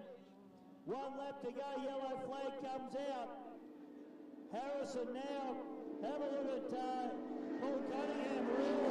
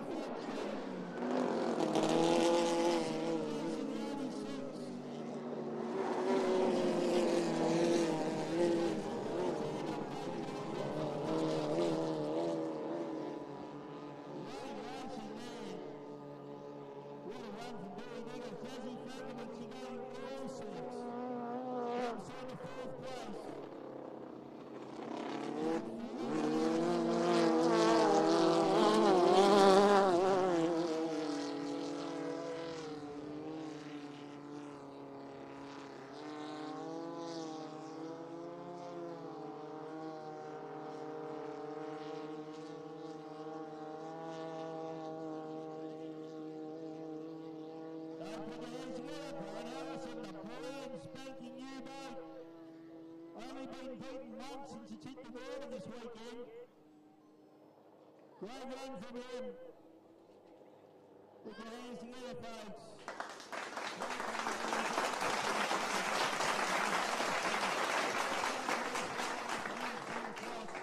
First time it's ever been sat in the water, and it's only lost one of its races. It's won every other race since. Cunningham, good run from him. Didn't beat the boss. Well played. And Jesse Frankovic. We've had all sorts of drama in that one. None of the race he wants to forget. Froggy Norris, hard work for him on the outside, but the boat ran well. Next race on the card, Bob, 95 mile an hour. And after that, the final race of the day, the Melton Gold Cup final. 95 mile an hour boats we're looking for. Another culprit. One more. Breakout. Moonshine Racing. Transonic. And the Artist. In that order.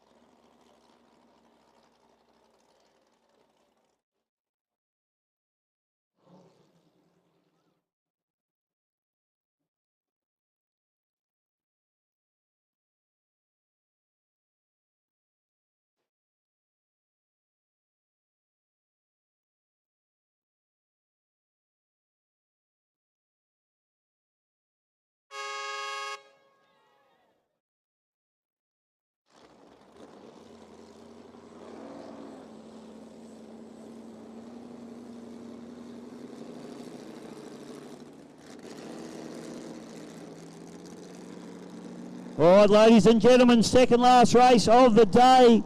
Get excited because the Melton Gold Cup's about to come up.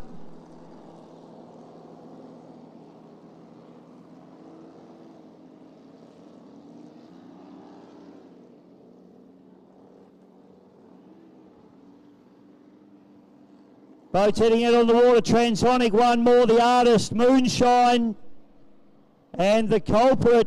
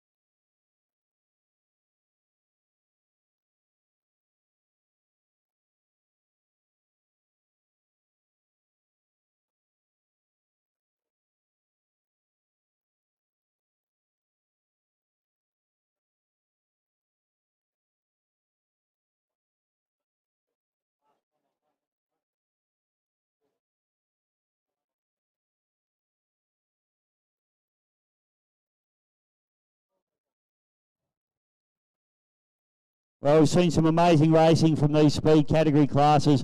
It's been really good to get, especially the open cockpit boats, back out of sheds and onto the water, although I think my old mate Stevie Rumble in the Cut Cat is going to build himself a capsule boat now, and fair enough too. But great to have these boats out here. We've got Cody Barry and another Culprit, one more with Nason, how am I going? Well, they want me to call him Ballsack, you know, but it's not, it's Bartsack. Breakout with Jim Mullins. We've got Mikey Godsell in Moonshine Racing. Transonic with, I think, Claire Shepherdley running in it this afternoon. Good to see that boat come back out because they broke a part of the gearbox earlier on in the day. And good to see they got it fixed and back out on the water.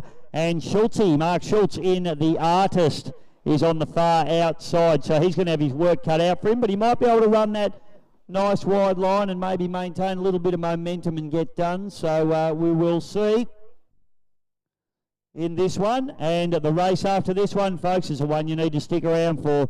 It's the Melton Gold Cup for 2022. Hopefully my co-commentator PC makes it back by then. He's probably busy packing up that Melton Toyota 86 boat. But we've got a nice line-up in the 95-mile-an-hour category. And the flag drops. Oh, a bit of a jump there from the Transonic. Great start for them. But it looks like a great run there from Barry in the Culprit. But Transonic and the Culprit hit the pin first as we all go through. Tight racing through turn number one, but a great effort by everybody to get through there. The Artist on the outside with Schultze gets bumped out the back door just a little bit. And we fire up the back straight away into turn number two for the first time. Absolutely gunnel to gunnel for second place at the moment with the Transonic and the Moonshine, while Culprit is out in front doing it in fine style. Bartak is on fourth spot at the moment on the inside. So Cody Barry at the moment leading this arrangement.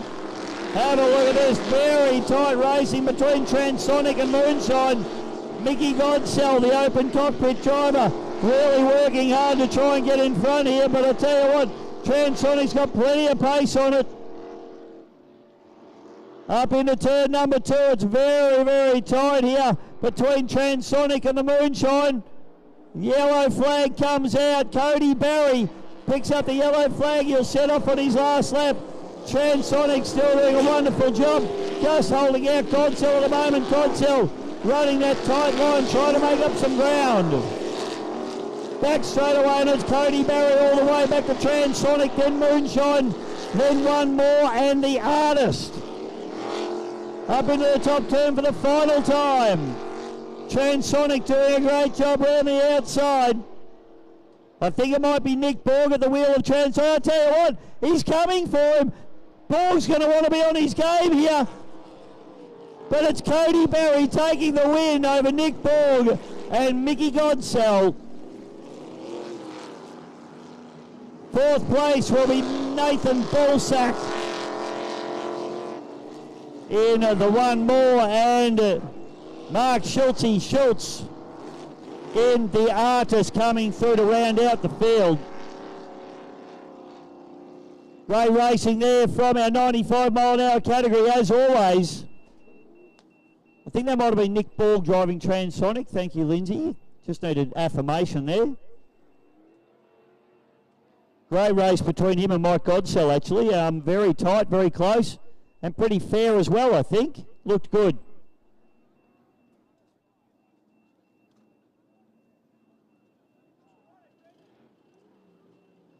So, folks, now's the time as boats start to go into the water.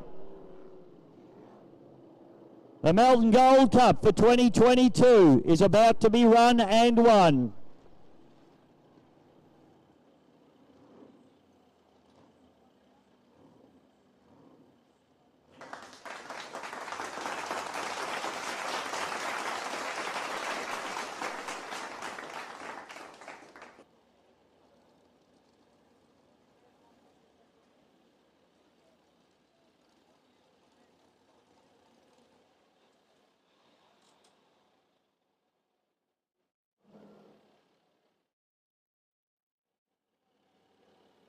Rightio, now that we've got a little bit of quiet time, we can run through the competitors in the 2022 Melton Gold Cup. Listen up. Out of pole 1, Shenanigans, Chris Pugsley. Out of pole 2, Duggan Balancing, Robert Basala. Out of pole 3, Turn It Up, Connor Patterson. Out of lane 4, Craig Lewis in Image. Out of lane 5, Too Addicted, Michael Johnson. And out of lane 6 will be Jamie McCutcheon in the Bulldog. Out. Just had word that McCutcheon might be out. Oh, Michael's out. B&R is in. Thank you very much, gentlemen. Why is Michael out? Lindsay? Engine's a bit tired. Bit like me. Bit tired. Bit like you, Linz. Lindsay reckons the engine will get thrown out. Hopefully he doesn't. I don't reckon you will, mate. I think you'll be okay. I'm on your side, brother. I'll tell you who else I'm on the side of. Paul Cunningham. Did the right thing, let the boss win the last race. About time he got back into the office. No, mate, I didn't let him win. That was just amateur hour from me. Really? Yeah, that's Tell us all about it, Paul. Oh, I just haven't driven on the outside of somebody like that for quite a while, maybe 2 years, and I just didn't have acceleration down the first chute, so I was just being cautious of where Grant was. He's just got too much acceleration, so... but yeah, that's what happens when you go out with sister boats. You pull the rooster tail or 2 or 3 behind, you look a bit amateur, so... Mate, certainly didn't look... I know better than not letting my propeller go to him because he didn't swap them back in the end, so... Certainly didn't look amateur to me, PC. It was a good run. Young Dewey Nichols has a go up the inside, doesn't he? Mate, he was there all the whole time, and that's the beauty of these things. You know, you can have the most modern thing in the world, but the old shovel nose is actually very fast down the straight, and they take no speed off to the corners, but cars lose tons of speed if you got to pull them in tight. Really tight corners, yeah. So, not really a hydro course, is it? As such, it is as such, but good fun, mate. Good fun. Hopefully the crowd enjoyed all the support classes, and the Hydroplane's been something a little bit different. Have a look at them. Like they're only, you know, you asked about what's the 85 and the 100. You need a hug, mate. You'll be all right. You know, the 86 and the 100. Well, the 100 is the Toyota 100 engine, so that's there you go. So, yep. But they're old engines, and you know, we bought those engines for. I think Grant was telling the councillors about it. You know, $2.5 grand, and away you go racing. So the boats themselves cost a bit of money, but you know, Toyota twin cam engine from about 1988 through to 95. You know, producing from 90, 95 mile an hour fun. Yeah, absolutely. No, they're fantastic things, mate. So I've just run through the grids for the Gold Cup, mate, as you were running up. But we have Too Addicted is out, but B&R is in. So all right. So what? It's a shame for Michael. He's been really consistent all weekend. So engine's worn out, like the owner, apparently, according to Lindsay. Probably ran out of fuel. He probably didn't bring enough fuel along for the day. So. Oh, and have a look at this. The Gold Cup being delivered as well, mate. That's bigger than your head, PC. How nice is that? Can I touch it?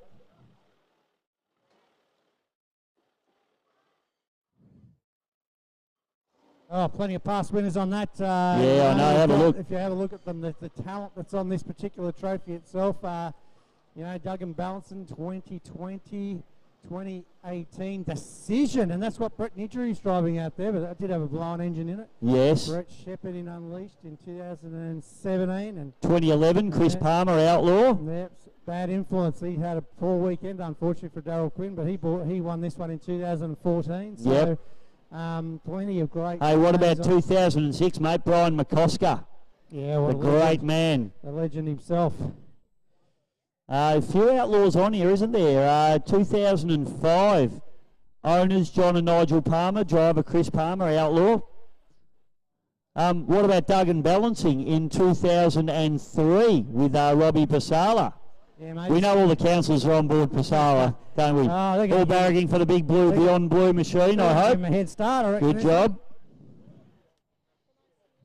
You can steal it. Yeah, you can go for it. Rare. Robbie Pasala won it a few times, so.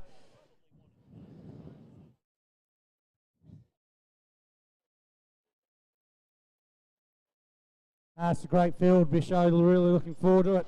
Big weekend of racing, but not much attrition, to be quite honest, given the amount of races that's happened. And real credit to the club to put on so many today without any real problems. So, it's funny, mate. You and I had the discussion on Friday. Gee, we're racing on Friday. How much stuff are we going to blow up before we get to Sunday?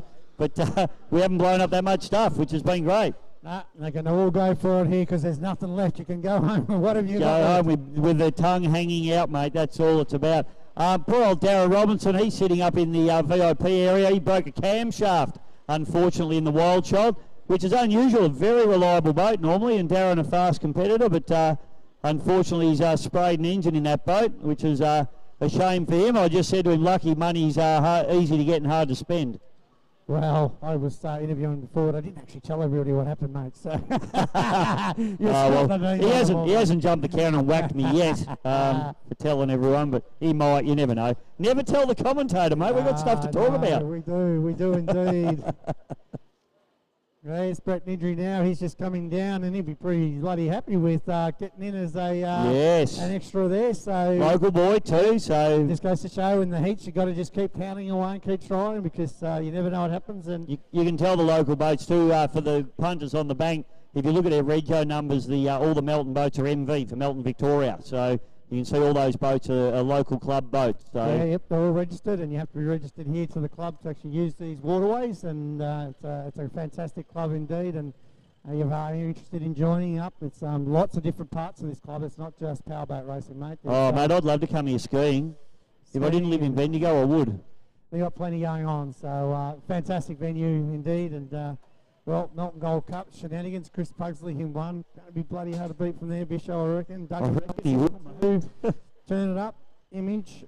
And then Bulldog will be in lane number 5, and I'd imagine Brett Nidgery and the B&R will be in lane 6. So, you know, we've got Robert Pasala with the twin turbos, and then we've got the Bulldog with the blown engine, but the rest are all the 6 litres. Yeah. So we keep saying it, don't we? The 6-litre boats, they really do come here and they turn on a show. And I think the fact that this course is such a narrow course with such tight turns at each end, it negates the speed of the blown boats a little bit.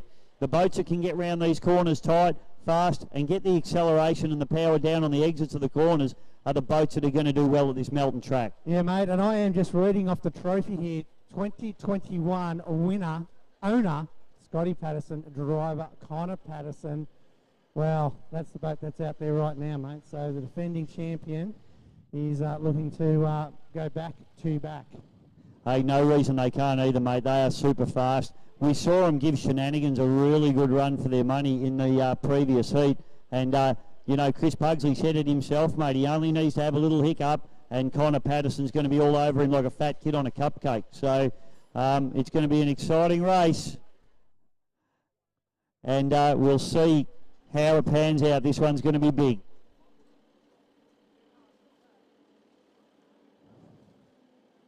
Now we can't, Bisho, let a great Jasmine Frankovic go away from us. She's going to get interviewed.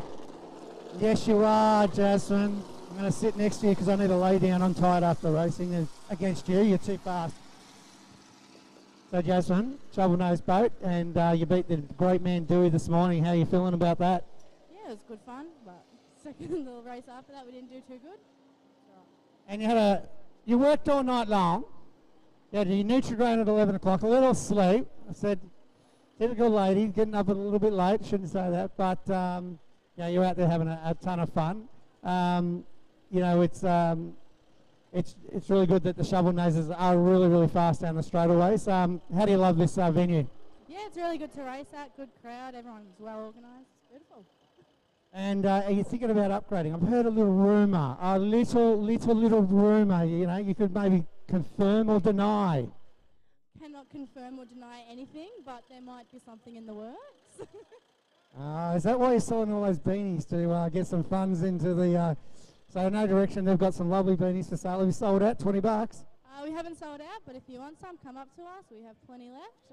Looking for sponsors as well, if anyone wants to help us out. Oh, come down and help the No Direction team. Jasmine, she's a great competitor, and we love racing against us, so well done today. I tell you what, PC, you wouldn't have seen it, but Jazzy was getting beaten up in that last race. She was getting punted from pillar to post. She got hosed off. Actually, Jazzy, how wet did you get in that first corner? Very wet. I know. You see, I think you actually couldn't see where you were going, could you? Because she decided to go straight for a little bit, and I thought, that kid can't see where she's going, because I've been there myself. So Did Harrow cut you off? Does he need to be disqualified?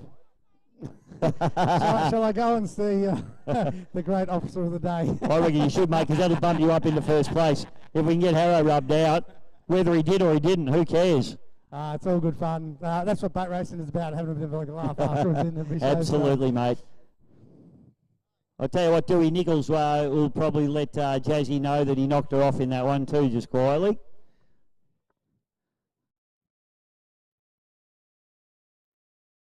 It's always nice that she didn't confirm or deny the rumour there, so it must be true. So we'll just go with it's true. Yeah, it's always true if they don't confirm or deny, mate. All right, well, we got them almost all in now. It's the Bulldogs just launching off. We got Shenanigans out there and Turn It Up, of course, the reigning Gold Cup champion. That's the yellow and black boat, and of course, Mad Tiger supporters, the Patterson family. That's what on black. Final race of the day, PC, and it's the big one, the Melton Gold Cup for 2022. What an impressive trophy. I don't think my house would be big enough to fit that in. Mate, she's an absolute cracker, and, you know, it's the rich history of it, as you said. You just read through some of these names that are all over it, and I'm actually just trying to find when it was absolutely first run on one, which was back in 1997 on this particular trophy, I think it is. So, and that was actually won by Robert Pasala back then. Yeah, that would have been his 6-litre boat, wouldn't it? The Doug and Balancing, I would say. Then, you know, Alan Beale and Bob Thurber teamed up in the Psycho Machine down here, and then the great John Crossy teamed up with Barry Morris in '99 to take the win, and Pasala again in 20. So, wow, there's just so many great names. Malcolm Cole on here, Brian McCosker, as you said. And then again, Robert Pasala, his name just keeps popping up here, so, you know, Adelaine to you. Yeah, might have to go through and see how many he's actually won. It's obviously quite a few just looking at that. But, yeah, it's a wonderful trophy and certainly very sought after by all these displacement drivers. Not necessarily unlimited drivers either, mate. I mean, you look at that first one where Robert Pasala won 1997. That was a 6-litre boat back then.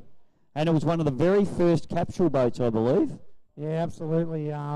Groundbreaking, really, in reality. And, yeah, a really good setup with the 6-litre and good driver. Obviously, is Robert, one of the best in the business. So, you know, it's a fantastic trophy, and yeah, it's almost running out of room. It's been run for that long, so another tier of gold might have to go onto it. Yeah, might have to, mate. I don't know how they do that, but anyway, they'll figure it out. Maybe they'll make another one.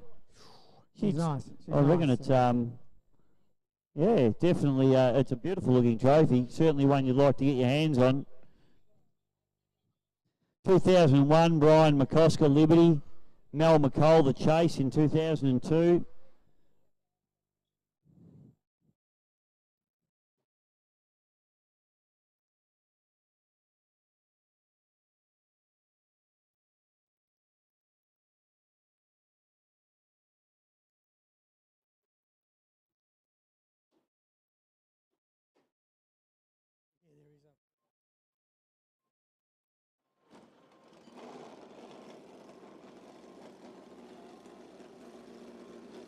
All right, not far away now, ladies and gentlemen. Brett Nidri there in the BNR, fired up.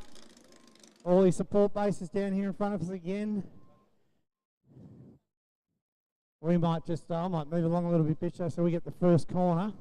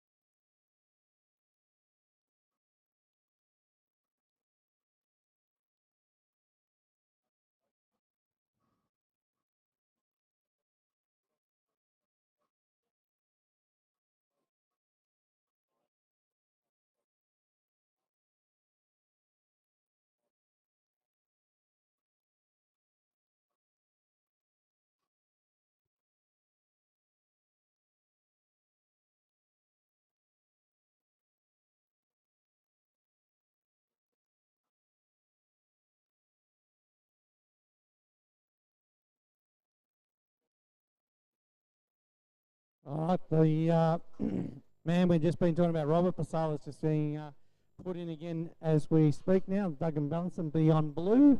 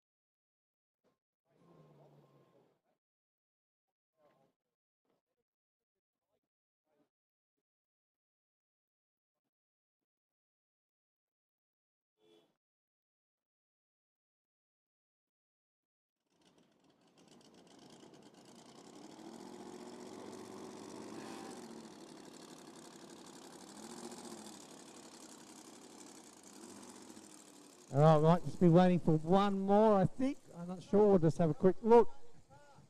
Yep, just images coming in now. So he's just coming in. Last competitor to be dropped in. But, yeah, this is going to be a good one. Shenanigans on the inside. Chris Pugsley, he's had some super form all weekend. Duggan Ballinson, we've talked about Robert and the many, many Gold Cup victories. He'd love to put another one in the cupboard.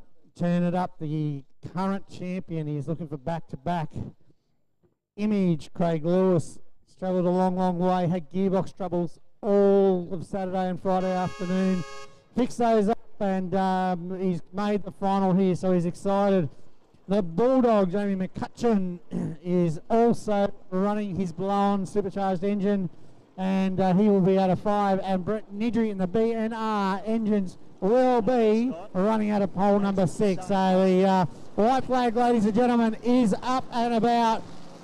Pole boat will take them down, let the water settle for a moment as they do their run around. Water conditions absolutely sensational. You cannot get any better than what we're seeing right now. So up they head now, and Pugsley will just snip in next to the pole boat and say, I'm happy at pole 1. I can see the flag go down. I don't even have to turn my head.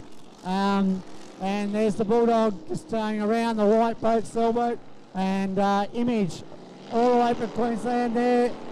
Clyde Lewis behind the wheel, doing a fantastic job, Bisho. This is exciting times. Here we go. See, the big boys are on the water for the Melton Gold Cup for 2022. As we send them up, there's nothing left for them to do. The boats are tuned, full of fuel, everything they've been through now. 3 days of racing, PC, and it comes down to this, the Melton Gold Cup for 2022. Brought to you by the Melton City Council. And the conditions look ideal. A little bit overcast, not too much sun glare, no sun glare to be honest. And this is going to be an absolute barn burner of a final. Melton Gold Cup 2022, folks. If you're not got your eyes on the water now, I don't know what you reckon you're doing. Get your act together, get down here, get your eyes clamped onto this racetrack, because for the next 4 minutes it is going to be all hell breaking loose here on Exford Weir at the Melbourne Runabout and Speedboat Club. For those watching overseas, tune in, turn the volume up, because we are in Melton, Victoria, Australia for the Melton Gold Cup, the Melbourne Runabout and Speedboat Club on Exford Weir.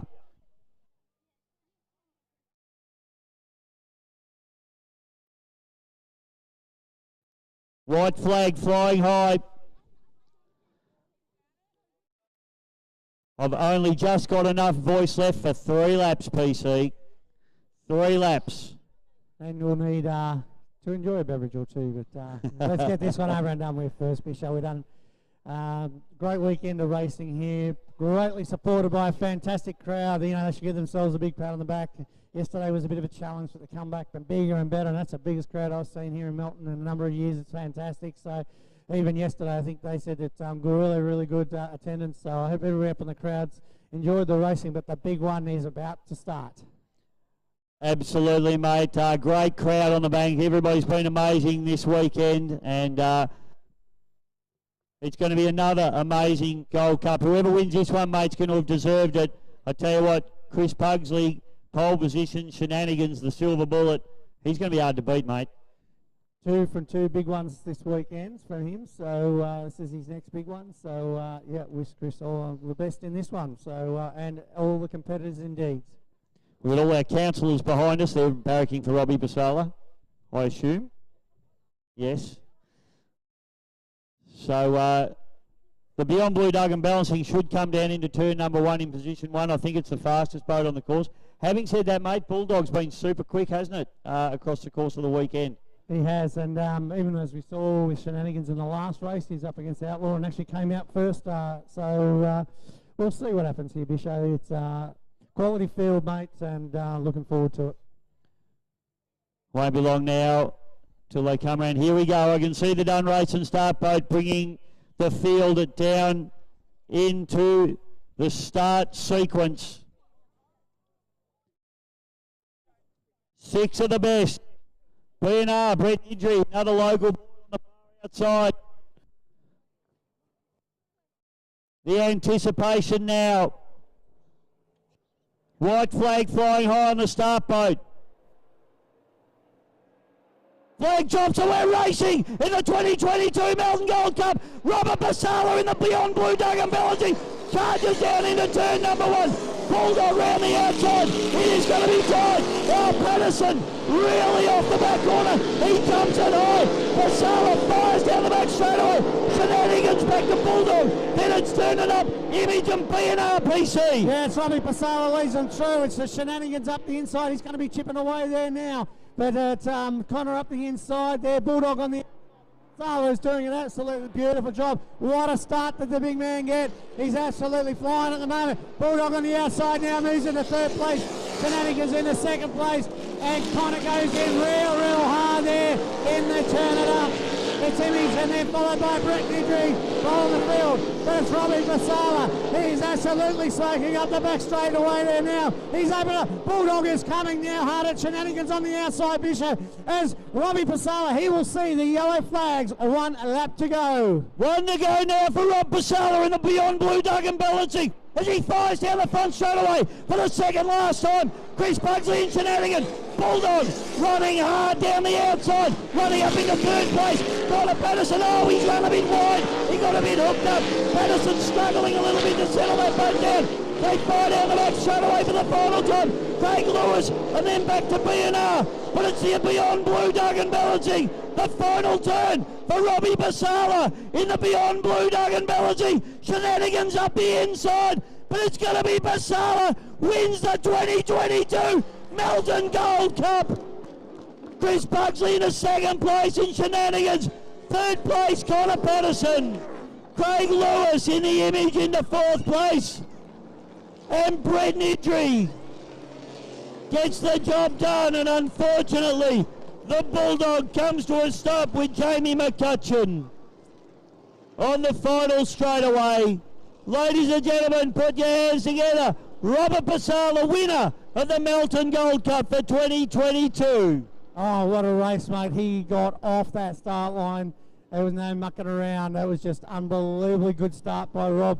Great first turn. He's just set himself up so well. What a champion, mate. What a champion of the Melton Gold Cup for 2022. Well, we just looked at how many he's won on the trophy, mate. He's added another one to the list, and he's getting towards the twilight of his racing career, as he said to me in the pits yesterday. But I tell you what, that has not dampened his enthusiasm, and he has beaten all comers this weekend. There's been some super fast boats, but Basala in the Beyond Blue Duggan balancing, the twin turbo, wins the Gold Cup for 2022. They hand him the checkered flag.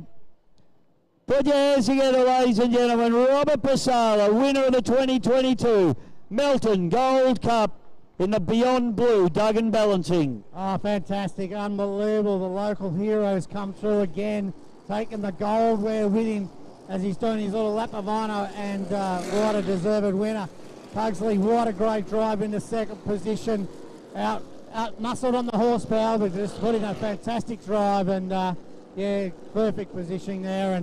And I think it was Turn It Up coming to third position amongst all the chaos in that last straightaway with the Bulldog breaking down, unfortunately. But the man of the moment, everybody, ladies and gentlemen, Turn It Up for Robert Basala and Duggan balancing Beyond Blue. What a race. What a racer. What a champion. Fantastic stuff, PC. Well, we'll run up and try and get an interview with Robbie as he comes up the boat ramp.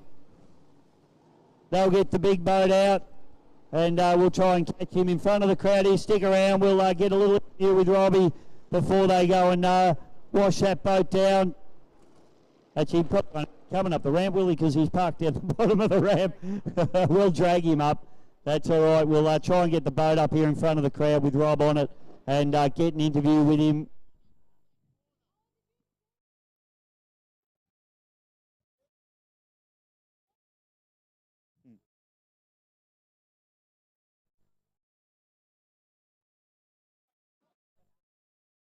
Done. Well, PC, been a great weekend. You're going to go and do some packing up. You've had a big weekend with both your commentary duties and racing the Melton Toyota 86 machine. Mate, thank you so much. Always a pleasure. It's my yearly joy of hanging out with you for 3 days. No, mate, it's a pleasure to be with you today, and hope everybody had a great time, whether they're here at the venue or at home, and look forward to a little bit more action with the presentation, Bisho, which I'll let you do. So thanks, mate, for a couple of great days. Good on you, PC. Thanks very much. Paul Cunningham, ladies and gentlemen, done a fantastic job all weekend in commentary and also driving the Melton Toyota 86.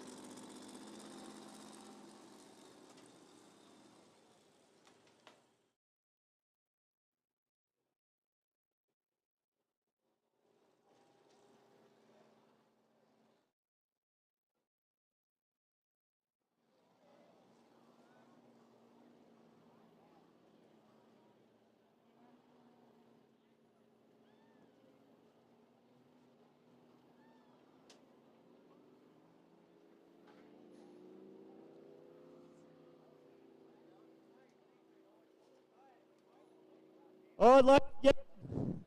Well, I couldn't get the boat up here, folks, but I got the man up here with our councillors and our and the Mayor, Goran Kesic.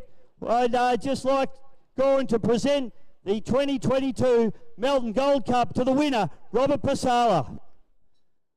The big blue balancing.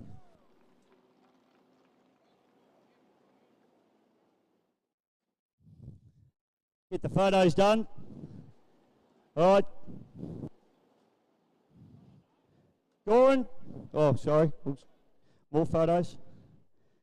We good? We good. Couple words from you, please, Goran. Yes, and really thank you very much for what you've done. It was really, really great effort and fabulous race. Thanks, Goran. It's, on behalf of the club, I'd like to thank all the Melton Shire for all the support they've given us over the 26-year journey of this race meeting, and without you, couldn't do it.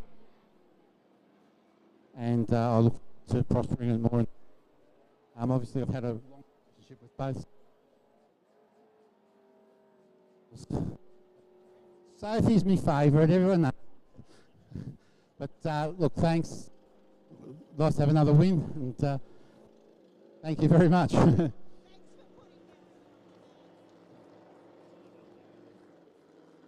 All right, ladies and gentlemen, please give it up. Robbie Pasala, 2022 Melton Gold Cup winner.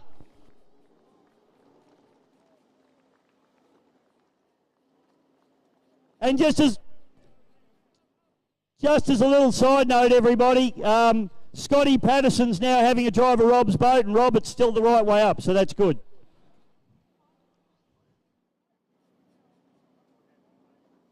Well, ladies and gentlemen, that wraps up racing for the day. We hope you've enjoyed the Melton Gold Cup for 2022.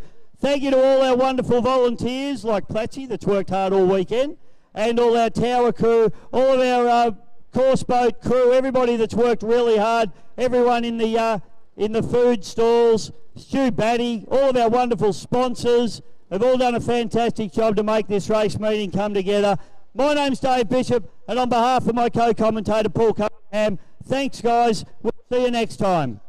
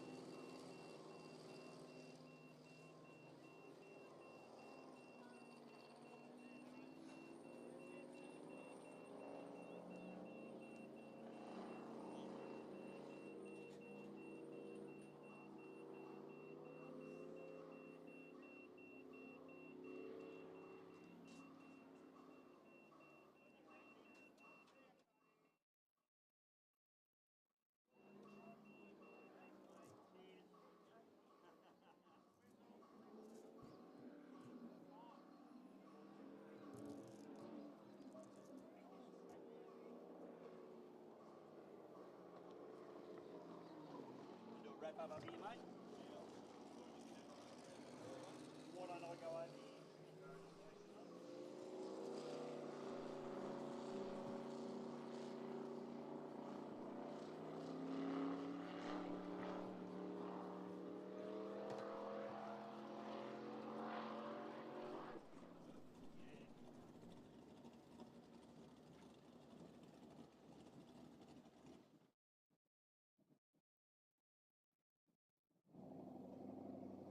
Well, everybody, we certainly hope that you've enjoyed the racing here over the last 3 days at Exford Weir, Melton, Victoria, Australia. The Melton Gold Cup's one of the most prestigious race meetings in Australia, and as you can see, it brought out some of the best competitors that you'll ever see climb into boats, and some of the best boats going around. Everything from our little juniors to the 25s, the blown displacements, the 1.6 litre hydroplanes, and everything in between. The bracket class racing was amazing. We certainly hope you've enjoyed the racing today. Congratulations to the winners. Chris Pugsley, of course, taking 2 of the 6 litre titles, and of course the main man, Robbie Basala, winning the Melton Gold Cup for, I'm not even sure how many times I'm going to have to go and add that one up, but he's done a great job. The Beyond Blue Dug and Balancing, there's going to be a party in that camp tonight. My name's Bisho. Thanks to Scotty Lambert, Neil and Willow for all their hard work with the live stream. Certainly hope you've enjoyed the racing today. We'll see you next time.